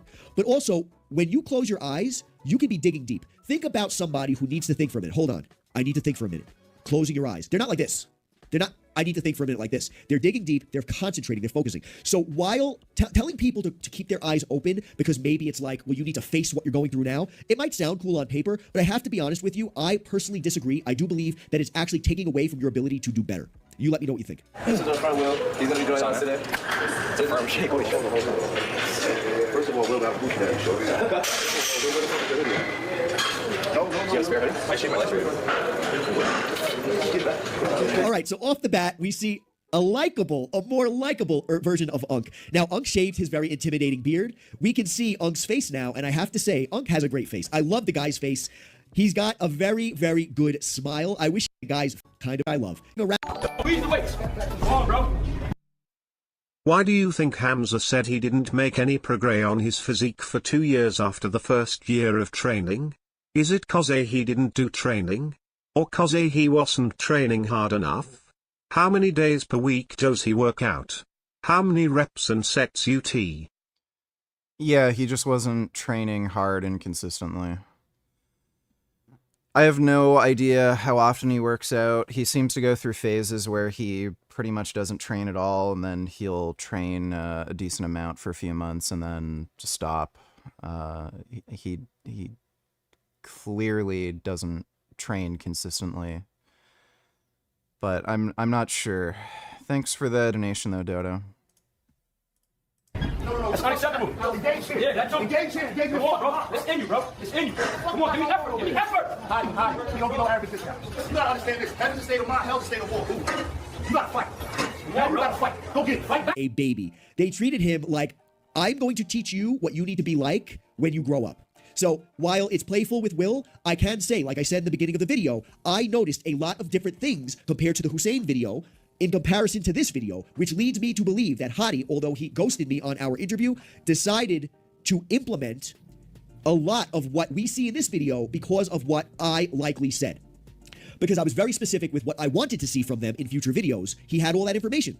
So I do believe he passed it along. And if it's true that the reason they're acting differently in this video is because of the things I said, I have to say, guys, I appreciate you listening to a nobody. Because who am I, right? But I do believe that I had made sense in what I was saying, and I'm happy to see that you guys implemented it. Also, I do believe I'm going to go out on a limb, and I'm going to say that they knew that they were going to get a lot more views on this video due to the fact that this is Will Tennyson, not Hussein, okay? Why? Because they're actually forcing him to follow the rules of the gym. They didn't make Hussein take his jewelry off. They didn't have him wear a hoodie. I do believe he had long pants on. So at the end of the day, you can see they came prepared to a degree to give the best foot forward on this video, like they should. They should want to do that. Their best foot forward when it comes to showing this to the world, because Will has a huge, huge reach in comparison to Hussein Farhat, which many people, they honestly don't like the guy. So less people will watch his videos than they will Will. Will is very likable, very charismatic, and so he will have a much further reach. So they're going to make sure things are on point in this video.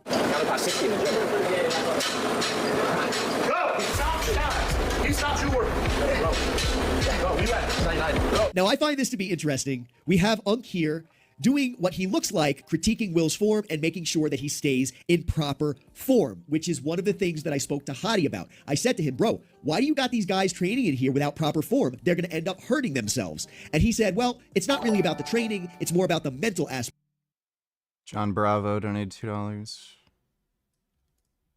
All right, we can watch this. All these messages in her phone. Thanks for the donation, dude. You know what he did?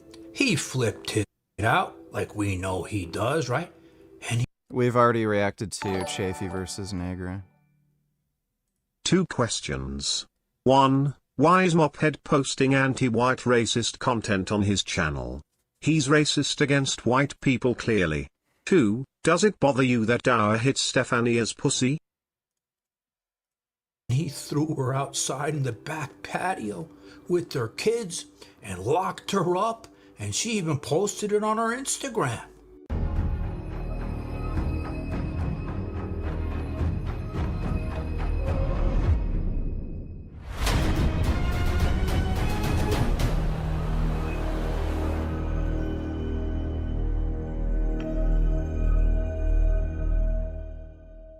He said some things out of pocket to my daughter and he wanted to make up for it.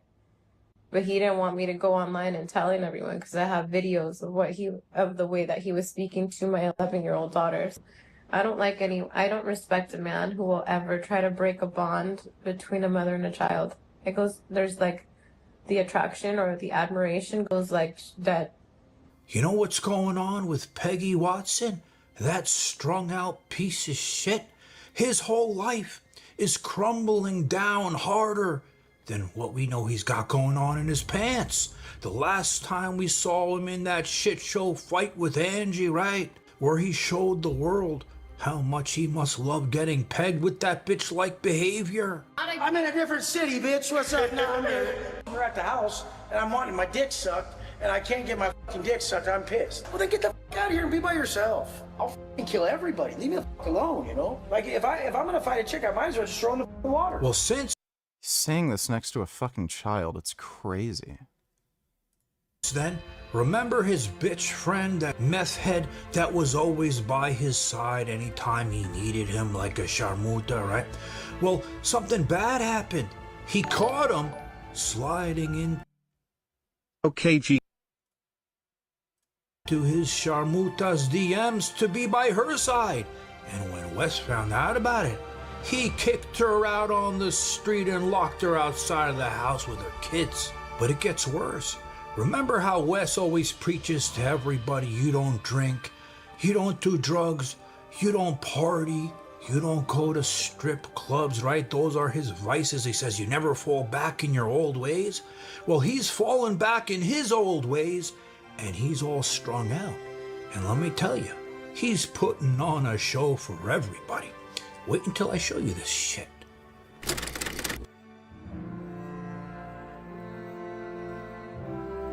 These guys are always so, like, hyper fixated on the fact that everything's wrong in this guy's life, everything's wrong in his life. Dude, even if shit went bad in a motherfucker's life, I would never have to be you. So remember, that shit show. 21st, donate $2. I'll just stop donating altogether if you skip my donations too much. Sure can live off $100 per stream. Yeah, that's great. Thanks for the donation, dude. Him and Angie back at the house. Jack the shithead was there as the mediator. I don't know what kind of fucking asshole mediator he's gonna be, and his mother, right? Well, after that happened, shit got worse because the meth head, you remember this asshole always there to stick up and talk for Wes Watson, right? Like a little hoe by his side.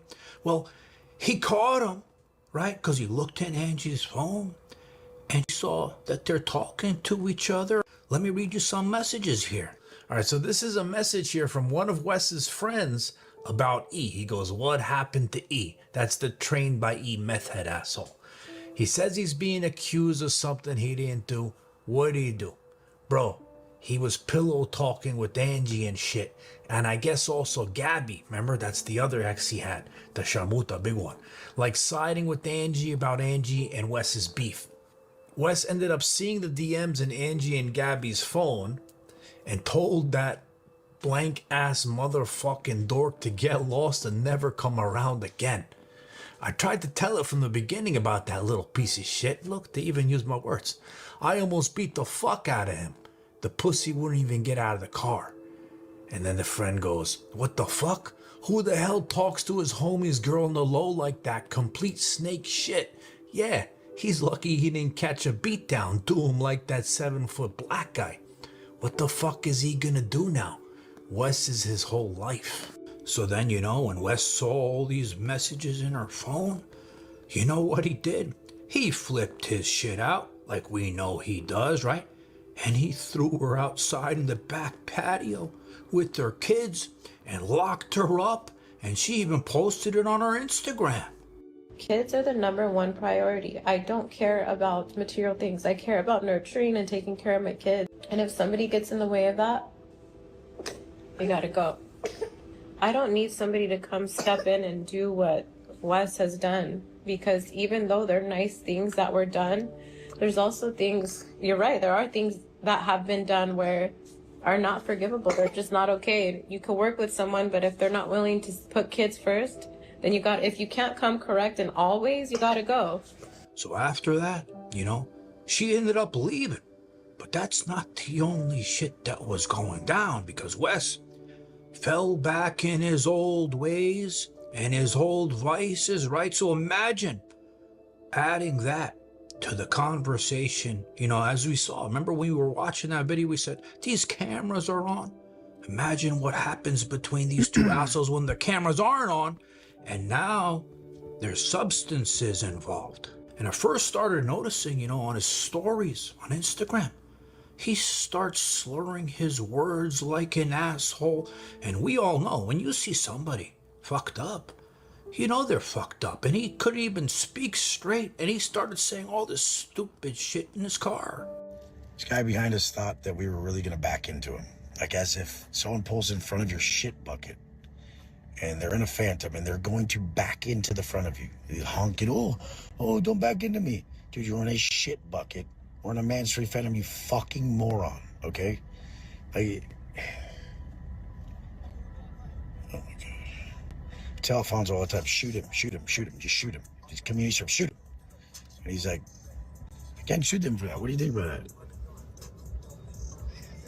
Well, you guys, I'm gonna tag Alfonso, but ladies and everybody, if you're a baller, you might be able to afford him. He's the best in the world. But ladies, don't harass him. Then after that same car ride, who knows what this asshole was taking, right? He starts moving his hands back and forth, making signs like an asshole. But look at his face, look deep in those eyes. You know. Yeah, he's high. A face of a person where they're fucked up like an asshole. And that's what he's doing over here. He even got that Joe Son, Fu Manchu asshole. Looks like he's a party guy too. Cause he's taking him everywhere to the clubs, right? And he's even gotten him doing those things with his hands too.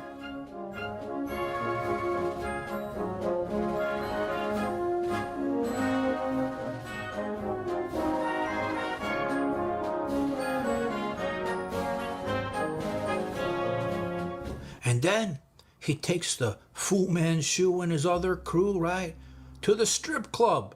He loves a strip club, but honestly, who doesn't like strip clubs once in a while, right? But remember, this guy, it's above him. He doesn't drink, he doesn't do anything, he doesn't party, he doesn't go to strip clubs. So he's sitting here at the strip club giving all the money that he has left, right? But now look closely at his drink. You see that over there? That ain't no apple juice you're sipping on, you asshole. So I've been getting so many messages of people asking me if I'm okay. And I'm like, what's going on? Because I flew from Vegas to Miami. I have my own place here.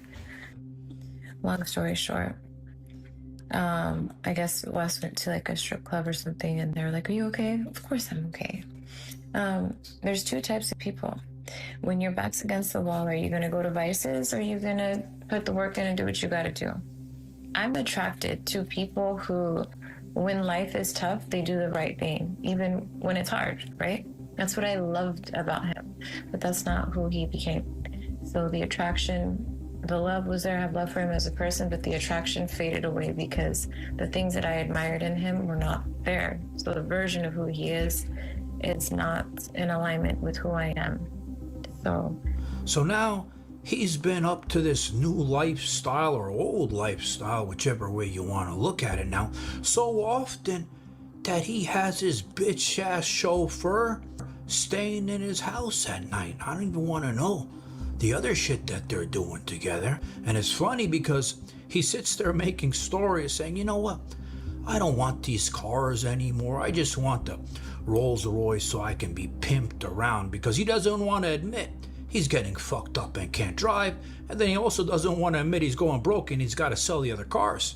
You're like 35-year-old, 13-year-old fat, lame fucks that are dressed by their mama in like Nordstrom's. You got like blue khakis on with like a button-up shirt with like stripes on. You're sitting there all dorky with your fucking dork-ass family. This is how we roll. And you guys think I don't have a Bugatti still. I just don't fucking drive. I just don't fucking care. I'd rather get driven. I'll probably just get like 3 Phantoms and just get driven. I don't give a fuck.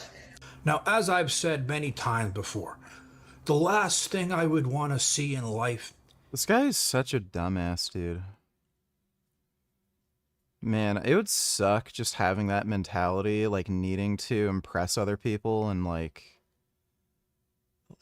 he's going broke because of this shit.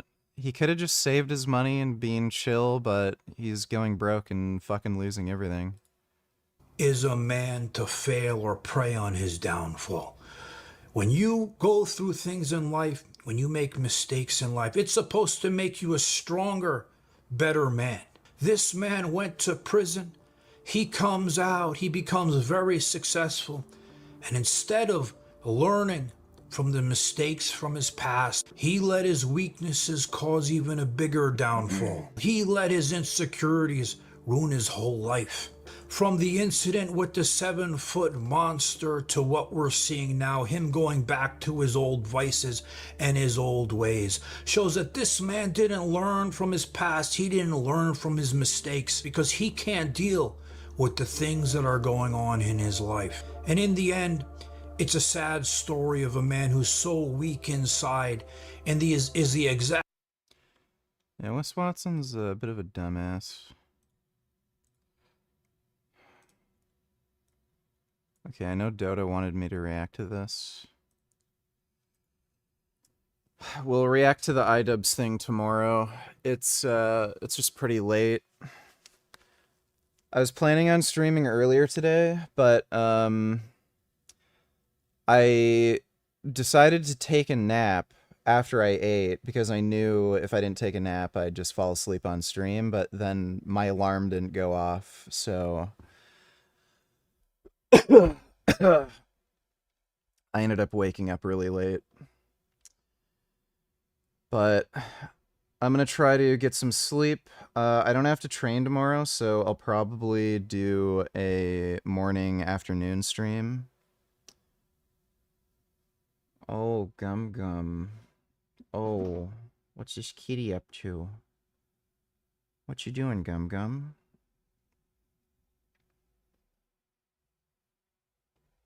Are you ready for bed too, Gum Gum?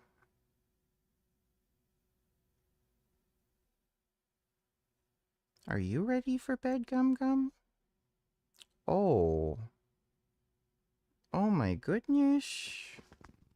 Oh, I got a big kitty here. Look at him. Look at him. You're so handsome. You know I love you. You want to cuddle in bed? Let's get to bed and cuddle. I love my Gum Gum. He's so handsome. Look how handsome this kitty is.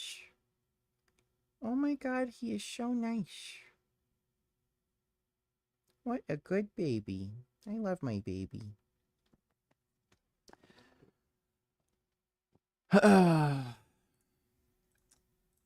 She's still watching that carnivore chick? What, is she posting another reel or making a post about it? Well, what? Don't eat that. Well, I'm gonna go head to bed.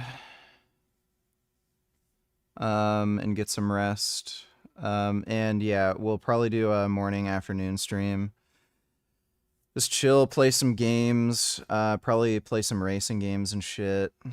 I'll try and see if I can download some BeamNG mods and crap. Maybe do some Battletoads. And then we'll do a normal stream later in the day. Or I might just stream the whole way through, we'll see. But hope you all had fun. Big thanks to everybody who donated on Streamlabs. And of course, keep making those vegan gains. Dude, my shoulders are getting so fucking jacked on roids.